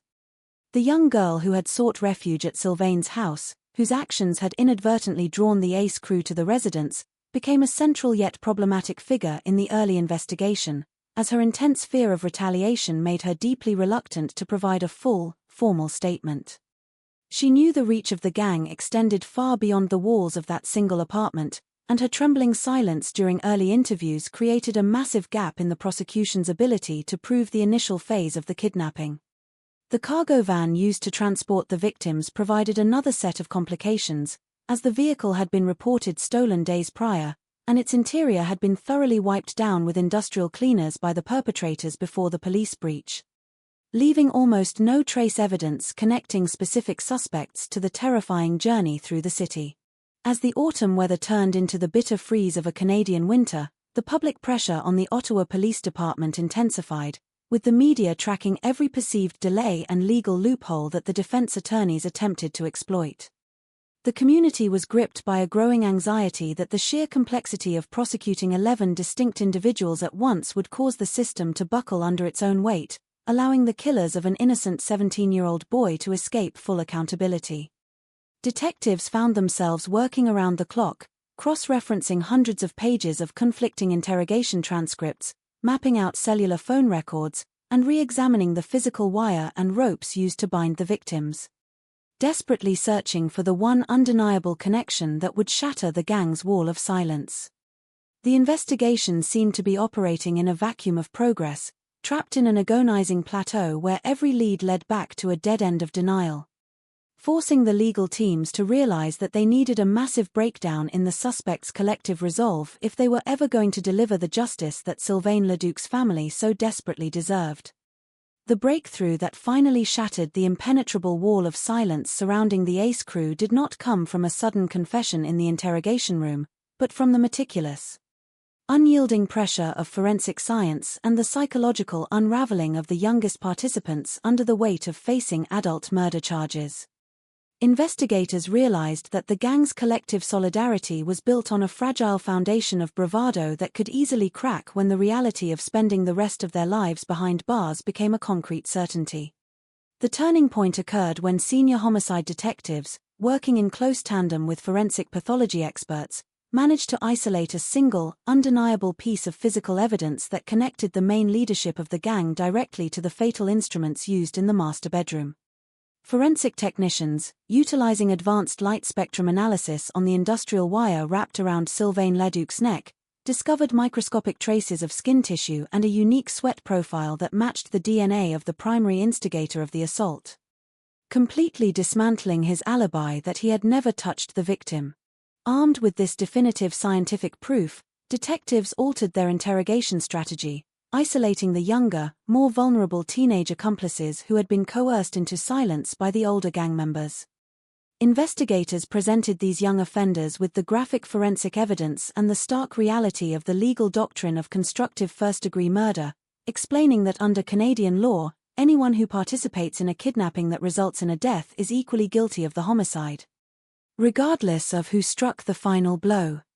The psychological pressure inside the sterile interrogation rooms became unbearable for one of the juvenile suspects, whose bravado dissolved into tears as he realized his loyalty to the Ace crew would cost him his entire youth. He broke the pact of silence, providing an exhaustive, chronological account of the night's events, detailing exactly who had given the order to breach Sylvain's home, who had cycled the firearm in the cargo van to terrorize the children, and who had systematically orchestrated the bow hon inside the master bedroom. This breakthrough statement functioned as a domino effect, causing other lower-level associates to scramble for legal deals to save themselves from a lifetime in maximum security prison. They provided prosecutors with the crucial element of premeditation, revealing that the black garbage bags taped to the walls of the closet were not an afterthought, but a deliberate preparation made hours before the victims were even captured, proving an absolute intent to commit a lethal atrocity. The young girl who had previously been too terrified to speak found her courage when she saw the gang's infrastructure collapsing, providing a comprehensive identification of the 3 original intruders who had crossed the threshold of Sylvain's home. With the conspiracy fully mapped out and backed by an unassailable combination of DNA evidence, forensic pathology, and eyewitness testimony from the survivors, the Crown prosecutors finally had the ammunition they needed to bypass the gang's legal maneuvers and proceed with a unified, devastating indictment for first-degree murder against the core members of the Ace crew. The legal battle that followed the breakthrough in the investigation became one of the most grueling and emotionally draining trials in the history of the Ottawa judicial system. Spanning approximately a year and a half due to the sheer volume of defendants and the complexity of coordinating defense strategies for 11 separate individuals. The courtroom was transformed into an arena of intense emotional friction, where the quiet, dignified grief of Sylvain Leduc's family, led by his grandmother Therese McQuaig, stood in sharp, agonizing contrast to the chillingly arrogant demeanor of the accused. Throughout the endless months of legal proceedings, the members of the Ace crew showed an absolute, monstrous absence of remorse that deeply shocked the seasoned prosecutors, the jury, and the journalists filling the gallery. Rather than bowing their heads in shame or displaying any accountability for the horrific destruction of a 17-year-old life, the defendants frequently snickered, whispered among themselves, and openly laughed in the direction of the victim's family, treating the solemn gravity of a first-degree murder trial like a minor inconvenience or an opportunity to showcase their gang bravado to the public. The prosecution's case was built like an unyielding fortress of evidence, systematically recreating the timeline of October 25, 1995, through a devastating combination of forensic science, physical exhibits, and the harrowing testimonies of the surviving victims. The Crown attorneys laid out the blood-stained carpet, the industrial wire used for strangulation, and the Nung-Do hair appliance for the jury to see, forcing everyone in the room to confront the raw, unadulterated cruelty that had transpired inside that third-floor apartment. The most shattering moments of the trial occurred when the survivors took the witness stand, their voices trembling as they recounted the terrifying journey in the back of the cargo van and the sound of the firearm being cycled over their heads. When Sylvain's young female cousin described the agonizing pain of being tortured inside the plastic-lined closet while hearing her older cousin being systematically beaten to death in the next room, the collective weight of the horror left the courtroom in a suffocating, tearful silence. A silence that was only broken by the callous, indifferent smirks of the young men sitting in the prisoner's box. The defense attorneys attempted to utilize every legal loophole available, arguing that the chaotic nature of the multi-person assault made it impossible to determine which specific blow had caused Sylvain's death, and trying to reduce the first-degree murder charges to manslaughter by claiming the event was an unplanned escalation rather than a premeditated execution. However, the presence of the pre-taped garbage bags in the closet and the systematic coordination of the kidnapping completely demolished any claims of spontaneity. After weeks of deliberation, the jury returned with a verdict that reflected the community's profound demand for justice, finding the primary perpetrators guilty of first-degree murder. A conviction that carried an automatic sentence of imprisonment for life with no possibility of parole for 25 years. Even after the heavy gavel fell and the definitive sentences were handed down, the convicts continued their defiance, launching multiple appeals to the Ontario Court of Appeal and eventually seeking a hearing before the Supreme Court of Canada. Every single one of these legal maneuvers was subsequently rejected by the highest courts in the land, ensuring that the individuals who had so callously extinguished the life of a gentle protector would spend their remaining decades behind the cold, unyielding iron bars of Canada's maximum security penitentiaries. The conclusion of the legal proceedings left behind a quiet, hollow emptiness that no prison sentence or courtroom victory could ever hope to fill, shifting the narrative of Sylvain Leduc from a horrific true crime file into an enduring, painful legacy that reshaped the moral and legal landscape of Canada. For the Leduc family, and particularly for his grandmother Therese McQuaig, the closing of the prison doors did not bring an immediate sense of peace, but rather the beginning of a lifelong confrontation with the permanent absence of a boy who should have grown to see his own future unfold. The physical wounds inflicted upon the survivors inside that apartment eventually scarred over, but the psychological trauma remained an invisible, heavy weight that they would carry through every mundane moment of their adult lives. A constant reminder of how thin the line between domestic safety and absolute terror can be. The community of Ottawa, long accustomed to viewing its streets as a tranquil sanctuary from the violent excesses of larger global cities, was forced to shed its collective innocence, realizing that the dark currents of youth alienation, gang culture, and unprovoked malice could manifest in the most ordinary suburban neighborhoods. In the years following the tragedy, the memory of Sylvain Leduc became a powerful, driving force for legislative change across the country, as his family refused to let his death be reduced to a forgotten statistic of the mid-1990s. Therese McQuaig channeled her immense grief into fierce advocacy, stepping before the Justice Committee of the Parliament of Canada to deliver a devastating, first-hand account of the night her grandchildren were hunted, bringing hardened politicians to tears and forcing a national re-evaluation of how the justice system treats violent youth offenders. Her voice, carrying the weight of a shattered family, became a central pillar in the movement to reform the Young Offenders Act, arguing with relentless clarity that individuals who display such an absolute, calculated disregard for human life should not be allowed to hide behind the leniency of age.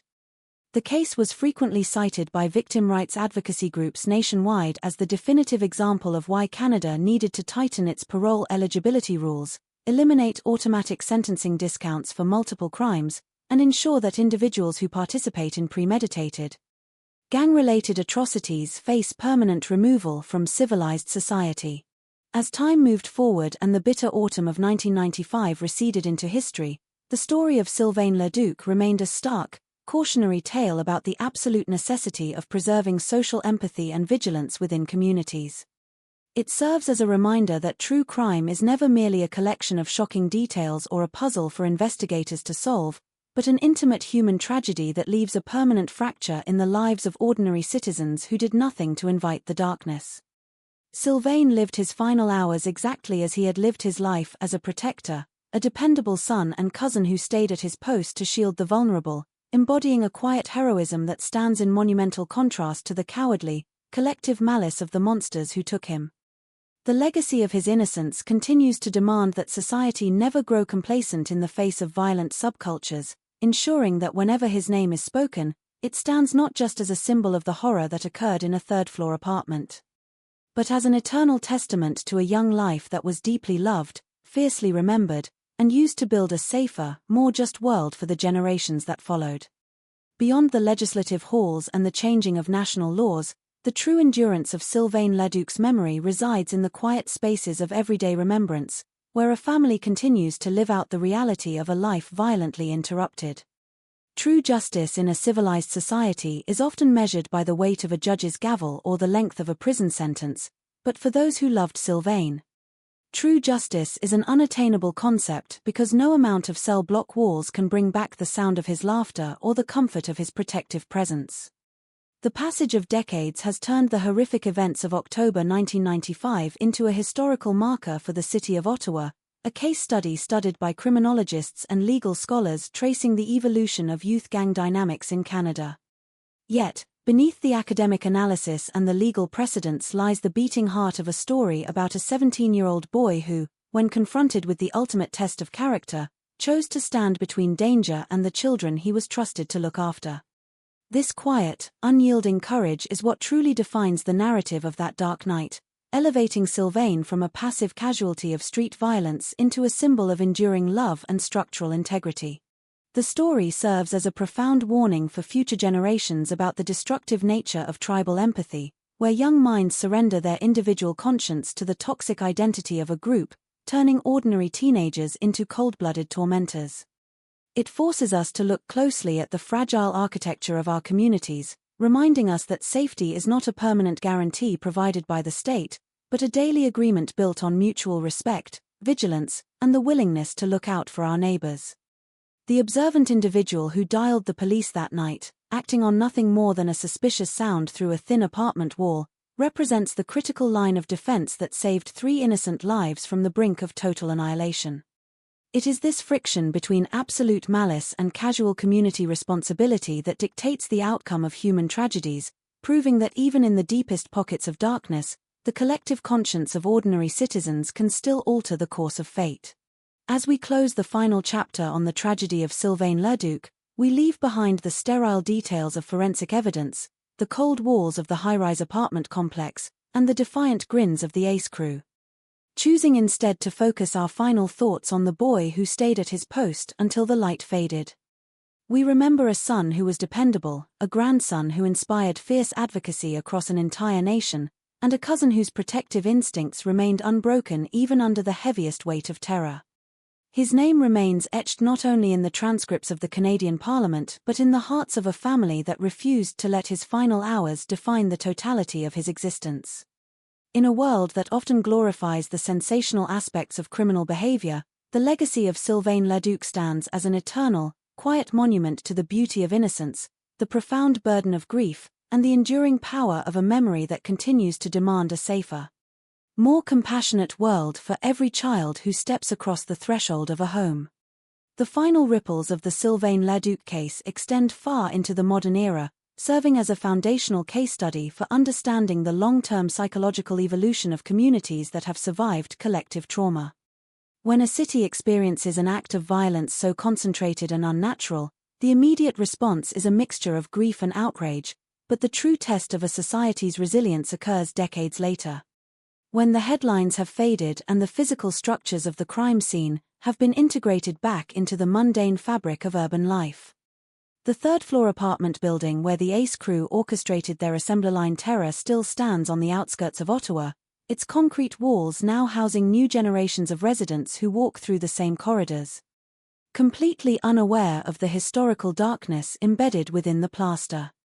This phenomenon of spatial amnesia highlights the fragile nature of historical memory, illustrating how easily the physical markers of human suffering can be erased by the relentless march of time, leaving only the legal archives and the private sanctuaries of family remembrance to guard the truth.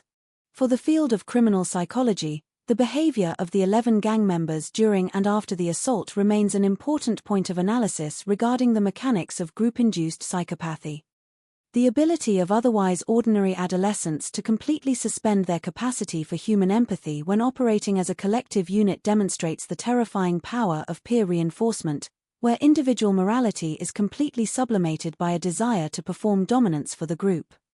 In the years that followed their convictions, as the perpetrators aged within the federal prison system, the superficial bravado they displayed in the courtroom was forced to confront the stark, isolating reality of a life sentence without the validation of their street tribe.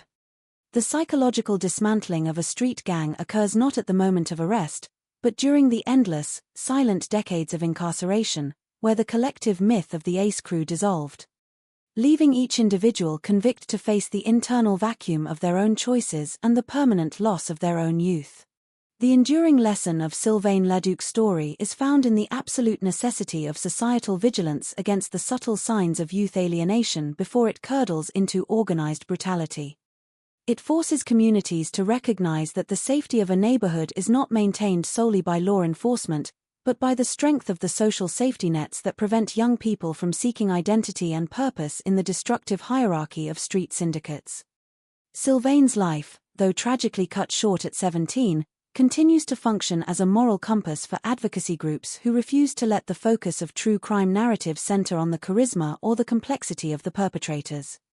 By keeping the spotlight firmly fixed on the dignity of the victim, the bravery of the survivors, and the relentless pursuit of legislative accountability by the family, the memory of Sylvain Leduc remains an active, protective force, ensuring that the lessons bought at such an agonizing price are never forgotten by the nation he left behind. The deep systemic impact of this case also forced a massive restructuring within the internal training protocols of Canadian law enforcement, reshaping how urban police forces respond to reports of unusual domestic disturbances. Prior to the tragedy of Sylvain Leduc, neighborhood noise complaints or vague reports of civil unrest were often categorized with low operational priority, handled with a routine detachment that assumed minor disputes would resolve themselves without escalation. The narrow margin of minutes that saved the 3 surviving teenagers in that Ottawa apartment became a powerful, sobering lesson for police dispatchers and tactical units across the province, demonstrating that a single, muffled sound through a shared wall could be the final distress signal of an ongoing execution. This realization led to the implementation of more aggressive, immediate screening techniques for domestic emergency calls, ensuring that officers are deployed with a heightened state of tactical awareness whenever a report involves groups of youth entering confined residential spaces under suspicious circumstances. This structural evolution in policing mirrors the broader shift in how modern society conceptualizes the vulnerability of the domestic space in an increasingly volatile cultural environment. The home has historically been romanticized as an absolute castle, an impregnable fortress where the laws of the family reign supreme and the chaos of the outside world is effectively barred at the threshold.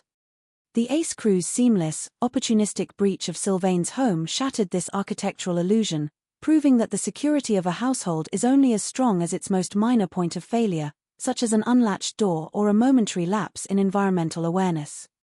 By analyzing this specific vulnerability, security experts and community watch programs began emphasizing a more holistic approach to suburban safety, encouraging families to look beyond physical locks and security systems toward a deeper cultivate of communal interdependence, where neighbors actively monitor the physical boundaries of their blocks. Ultimately, the philosophical weight of Sylvain Leduc's sacrifice continues to challenge the moral conscience of a legal framework that must constantly balance the potential for juvenile rehabilitation against the societal requirement for permanent retribution. The absolute lack of remorse demonstrated by the killers throughout their decades of incarceration serves as a stark reminder that some expressions of human malice are so deeply rooted, so thoroughly insulated by collective delusion, that they defy standard psychological correction. For the true crime genre, which too often wanders into the voyeuristic exploitation of tragedy, this narrative remains a strict boundary line, demanding that the focus of our collective attention remain anchored to the quiet, dignified figure of the 17-year-old boy who did not run, who did not compromise, and whose final breaths were spent upholding the sacred duty of a protector in a world that failed to protect him. The profound sorrow that lingered in the wake of Sylvain Leduc's murder eventually transformed the private grief of a family into a foundational pillar for victim advocacy networks across Canada. In the immediate aftermath of the trial, when the media circus packed up its cameras and the courtroom corridors emptied, the survivors and the extended family found themselves facing the silent, grueling reality of a lifetime without Sylvain. It was during this period of deep isolation that his grandmother, Therese McQuaig, realized that silence would only allow the memory of her grandson to be buried under layers of clinical legal documentation. She began connecting with other families who had suffered similar losses at the hands of violent youth gangs, recognizing that their collective pain could be forged into an unyielding political voice. Together, they formed a loose alliance that challenged the existing therapeutic model of juvenile justice, which they argued focused disproportionately on the rehabilitation of the offender while treating the victims as mere bystanders in their own tragedies. This grassroots movement systematically dismantled the narrative that youth crime was always an impulsive, unpreventable product of social deprivation, pointing directly to the cold, administrative preparation of the Ace Crew's apartment as evidence of a calculated depravity that required a permanent legal response. The family's persistent presence at community forums, university lectures, and political fundraisers ensured that the name of Sylvain Leduc remained synonymous with a demand for deep structural reform. They argued that when a society minimizes the punishment for an atrocity based solely on the chronological age of the perpetrator, it effectively devalues the life that was stolen, creating a dangerous imbalance in the moral contract between the state and its citizens. Through their relentless advocacy, they shifted the focus of national crime panels from abstract sociological theories to the raw, visceral reality of the victims' experiences, forcing policymakers to look directly at the physical scars and the empty chairs left behind by gang violence. The enduring impact of this advocacy is still felt in the institutional memory of Canadian corrections, where the case is utilized to train victim services personnel on how to navigate the complex emotional terrain of families dealing with multi-defendant homicides. The unique horror of having 11 distinct perpetrators meant that the Leduc family had to endure an administrative nightmare of continuous parole hearings, legal appeals, and institutional transfers, each event threatening to reopen the fresh wounds of October 1995. By forcing the correctional system to streamline its communication with grieving families and provide greater transparency during the life sentences of gang members, Sylvain's family ensured that future victims would not have to fight the bureaucracy just to keep their loved ones' killers behind bars. This legacy of structural defiance proves that the true measure of a tragedy's aftermath is not just the grief it inflicts, but the institutional armor it builds to protect the innocent from ever being forgotten or marginalized by the passing of time. The generational echo of Sylvain Leduc's murder continues to manifest in the private, silent spaces of the family's lineage, where the story of his protective courage has been passed down to relatives who were not yet born in the autumn of 1995. For these younger generations, Sylvain exists not as a tragic news headline or a legal precedent in a constitutional archive, but as a moral standard, an ancestral guardian whose values of dependability and familial love are woven into their own identities. This internal oral history functions as a profound counter-narrative to the public sensationalism of true crime, ensuring that the living memory of the 17-year-old boy remains anchored to his humanity rather than his victimization. The photographs of Sylvain that once decorated his parents' suburban home have been preserved and shared, his clear eyes and unblemished smile serving as a quiet, constant reminder of the vibrant future that was stolen by the chaotic malice of the Ace crew.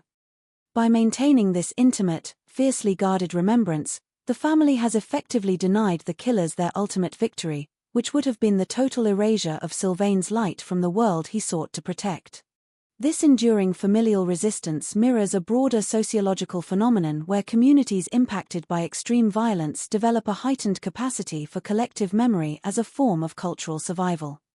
In the specific neighborhoods of Ottawa where the gang once operated, the long-term eradication of the Ace crew's influence was achieved not just through aggressive police crackdowns, but through a grassroots reclamation of the streets by the residents themselves. Parents, community leaders, and local business owners, shocked into action by the sheer depravity of Sylvain's murder, established youth mentorship programs and safe recreational spaces designed to intercept vulnerable adolescents before they could be drawn into the predatory network of street syndicates. These initiatives, born directly from the ashes of the 1995 tragedy, created a structural buffer that systematically starved the remaining gang elements of new recruits, proving that the most effective weapon against organized cruelty is the deliberate cultivation of community engagement and mutual responsibility. On a philosophical level, the narrative of Sylvain Leduc forces a confrontation with the uncomfortable reality of pure, unprovoked malice in a world that prefers to explain away criminal behavior through economic or psychological distress. While sociologists often seek to contextualize violence within the framework of systemic deprivation or broken homes, the cold preparation of the plastic-lined closet and the callous laughter of the defendants in the courtroom defy easy rationalization. The case stands as a stark, historical boundary line reminding us that some individuals and subcultures choose cruelty not out of a desperate need for survival, but out of a sadistic desire for absolute dominance over the vulnerable. By refusing to soften the reality of this evil with comfortable sociological excuses, the memory of Sylvain's sacrifice demands that we maintain a rigorous, unyielding moral clarity, recognizing that the defense of innocence requires an equally absolute commitment to justice, vigilance, and the protection of the domestic sanctuary. The cultural transition of the Sylvain Leduc narrative into the digital age has presented a new set of challenges and responsibilities for modern storytellers, historians, and true crime analysts who attempt to navigate the delicate boundaries of digital documentation. In an era dominated by rapid information consumption, online algorithms, and social media archives, historical criminal files are frequently stripped of their human context, reduced to sensationalist clickbait or highly detached timelines that prioritize shock value over ethical reflection. The preservation of Sylvain's memory in this digital landscape has required a deliberate, concentrated effort from his surviving family and legal historians to ensure that the cold, clinical facts of the 1995 Ottawa tragedy are not warped by internet sensationalism. By maintaining accurate digital registries, publishing authentic court transcripts, and supporting deeply researched documentaries, those who guard his legacy have established an unyielding online resource that protects the dignity of the victim from the distorting lens of casual public curiosity. Forcing the internet to respect the heavy reality of the sacrifice paid by a 17-year-old boy. This digital endurance plays a critical role in the ongoing education of young legal minds and human rights advocates who utilize the case to analyze the historical evolution of victimology within the Canadian justice framework. When law students examine the procedural history of the Ace Crew trial, they are forced to confront the intense tension between the constitutional rights of multiple co-defendants and the absolute requirement to protect traumatized child witnesses from further psychological harm during cross-examination. The strategic precedents established during those 18 months of intense litigation, such as the implementation of protective physical barriers in the courtroom and specialized interview techniques for minors, have become standard practices in modern criminal proceedings across North America. This legal evolution ensures that the suffering of Sylvain's cousins was not in vain, as their raw bravery on the witness stand directly contributed to building a more compassionate, less adversarial environment for future generations of children who are forced to confront their abusers within the cold architecture of the state. Ultimately, the philosophical message embedded within the final chapters of this historic case demands that we re-examine our own relationship with the concept of justice in a world that is frequently broken by senseless violence. True closure is an illusion manufactured by those who have never known the permanent ache of an empty chair at the dinner table. Instead, survival is achieved through the deliberate transformation of grief into structural strength. Sylvain Leduc did not choose to become a martyr or a legal landmark. He simply chose to be a good brother, a dependable cousin, and a faithful guardian of his family's peace on a cold October evening when the world outside grew dark and predatory.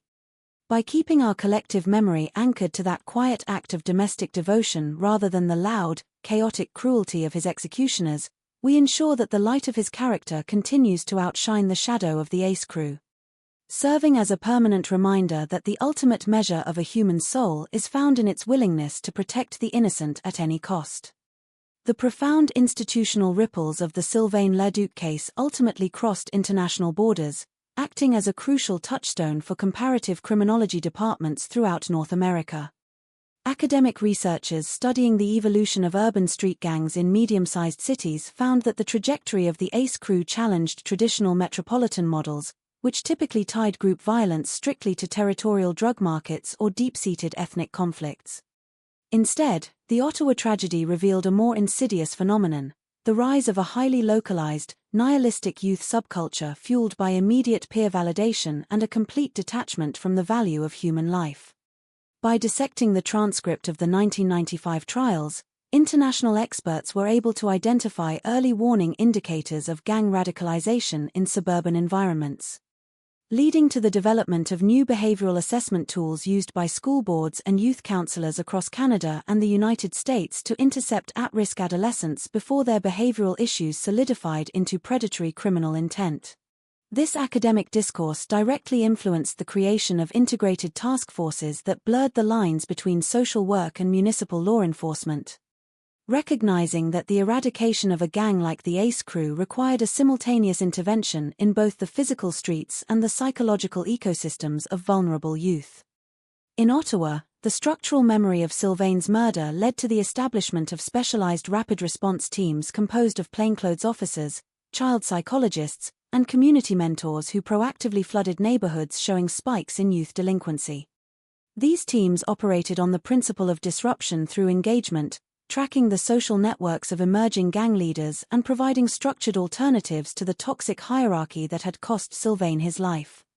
This proactive methodology shifted the paradigm of policing from reactive containment to aggressive prevention, ensuring that the heavy price paid by the Leduc family resulted in a tangible, lasting shield for thousands of other teenagers navigating the dangerous pressures of adolescence. On a deeper cultural level, the ongoing analysis of the case forces modern society to confront the specific, terrifying nature of violence perpetrated by youth against youth, a dynamic that disrupts the traditional narrative of adult-on-child predation. When the predators and the victims share the same generational markers, listen to the same music, and walk the same school hallways, the betrayal of the social contract feels uniquely intimate and destabilizing.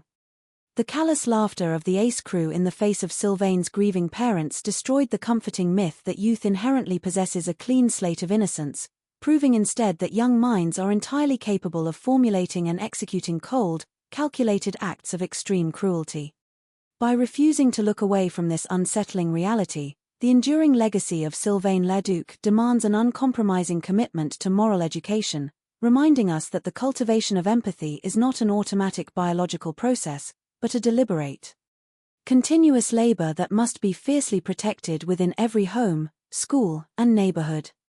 The long-term impact of the Sylvain Leduc tragedy on the collective consciousness of Ottawa can also be felt in the profound evolution of victim impact statements within the Canadian criminal justice system. Prior to the late 1990s, the legal process was heavily structured around the interaction between the state and the accused, often reducing the families of victims to silent observers whose primary function was to watch the machinery of law operate from the gallery.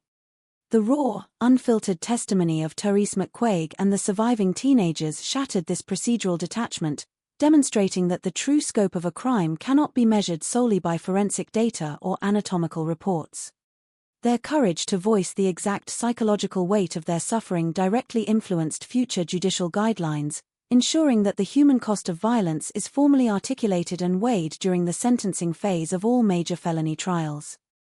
This procedural shift humanized the courtroom environment, forcing judges and juries to look past the clinical definitions of first-degree murder and confront the agonizing reality of the empty spaces left behind in the hearts of working-class families. This legal transformation mirrors a wider philosophical shift in how society addresses the concept of accountability within insular criminal subcultures. The prosecution of 11 distinct individuals for a single homicide established a clear, unyielding precedent regarding joint venture liability in acts of group violence, sending a definitive message to street syndicates that hidden participation offers no protection under the law. In the years following the convictions of the Ace crew, defense attorneys could no longer successfully argue that a client should be exonerated simply because they did not strike the definitive, fatal blow in a multi-person assault.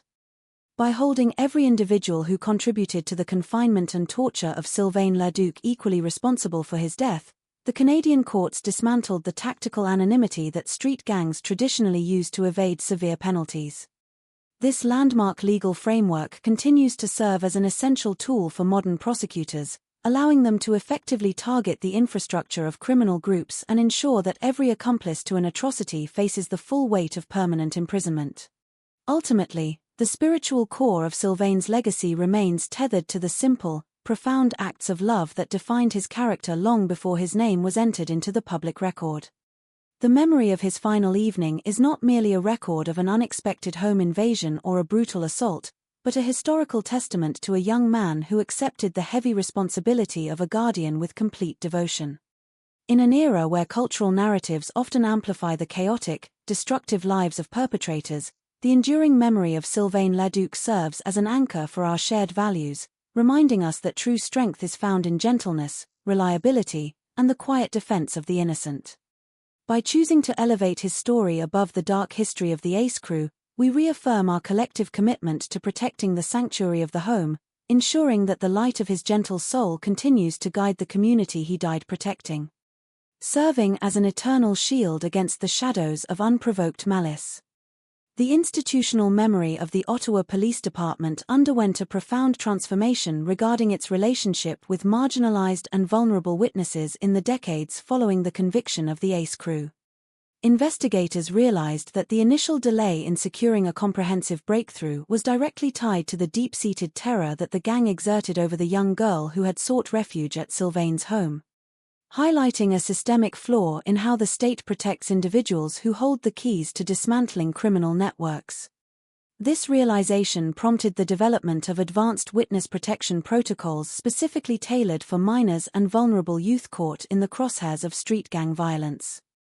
These modern programs move beyond simple physical relocation, offering comprehensive psychological support, educational continuity, and absolute identity concealment to ensure that fear can no longer be weaponized by predators to freeze the wheels of justice. By structuralizing this protective blanket, law enforcement systematically shifted the balance of power on the streets, turning the once impenetrable walls of gang intimidation into a fragile barrier that could be shattered by a single, secure voice of truth. This evolution in witness protection directly parallels a deeper sociological understanding of the hidden collateral damage inflicted upon families who are forced to navigate the protracted aftermath of a high-profile homicide.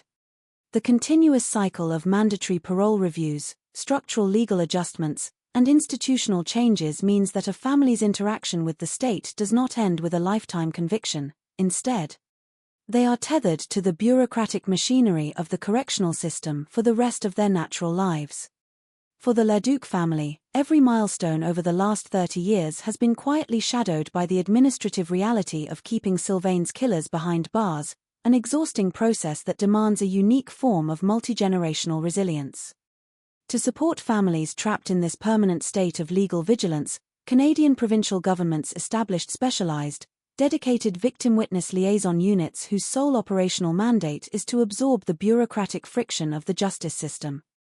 Shielding grieving relatives from the sterile, cold communications of parole boards and ensuring that their voices remain central to any future discussions regarding the custody of the perpetrators.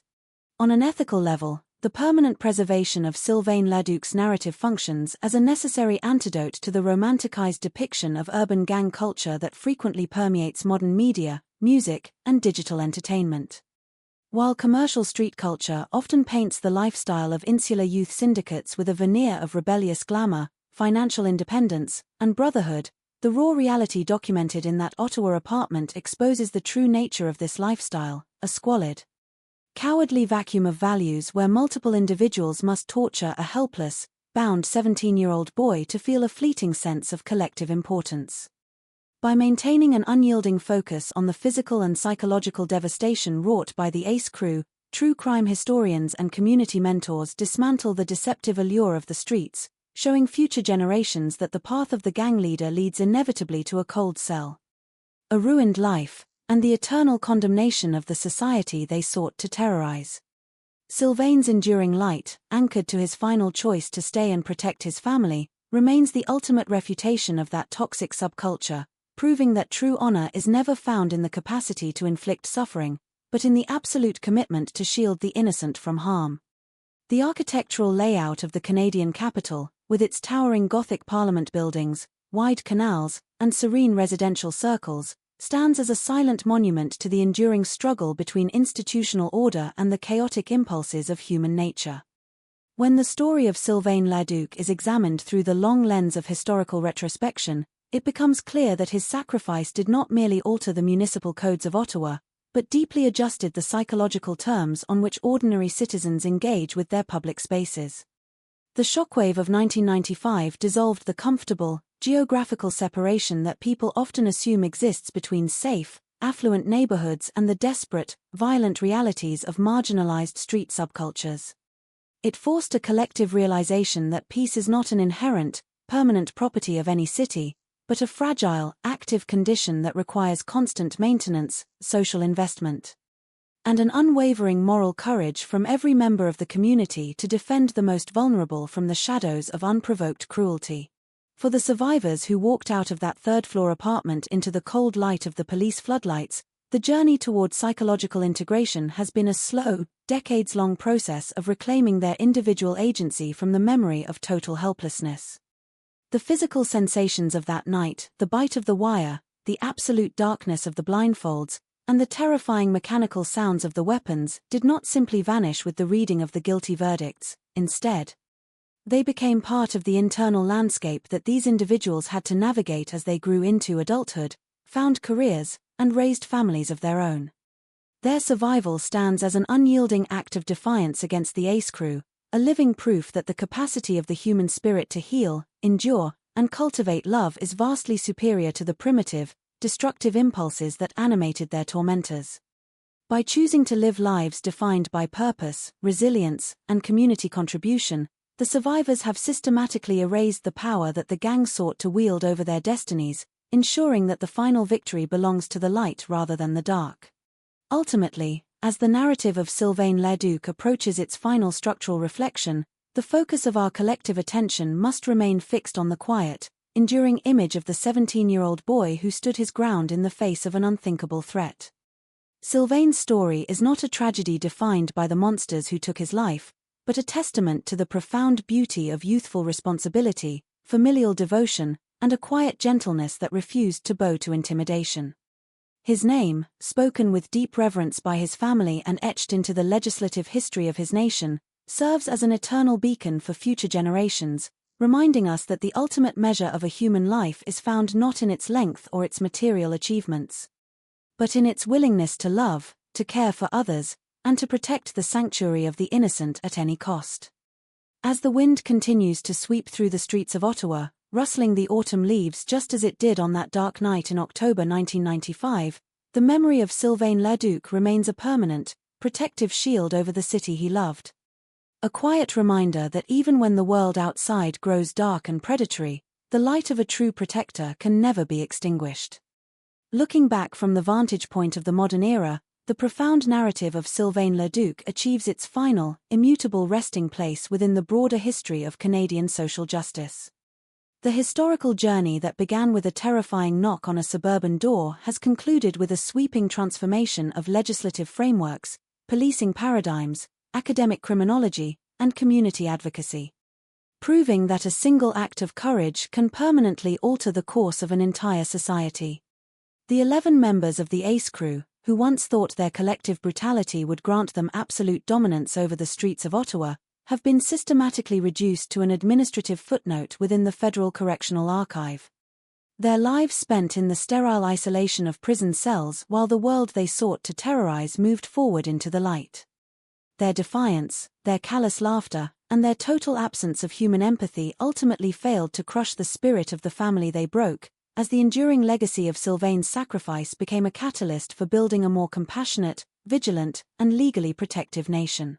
The true conclusion of this story is not found in the legal paperwork, the prison walls, or the academic studies, but in the quiet, unyielding survival of the values that Sylvain lived and died to protect.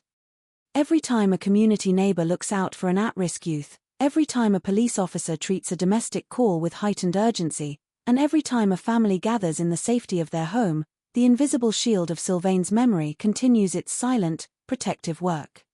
His grandmother, Therese McQuaig, and the surviving cousins have shown the world that the deepest pockets of human grief can be channeled into an unyielding force for structural good, transforming an intimate family tragedy into an eternal monument of public resilience. The name Sylvain Leduc will forever stand as a definition of pure, unadulterated heroism, a reminder that even a 17-year-old boy, when placed in the darkest corridor of human cruelty, can choose to stand as a guardian for the innocent, leaving behind a legacy of love, devotion, and structural honor that the passage of time can never diminish or erase from the heart of the world.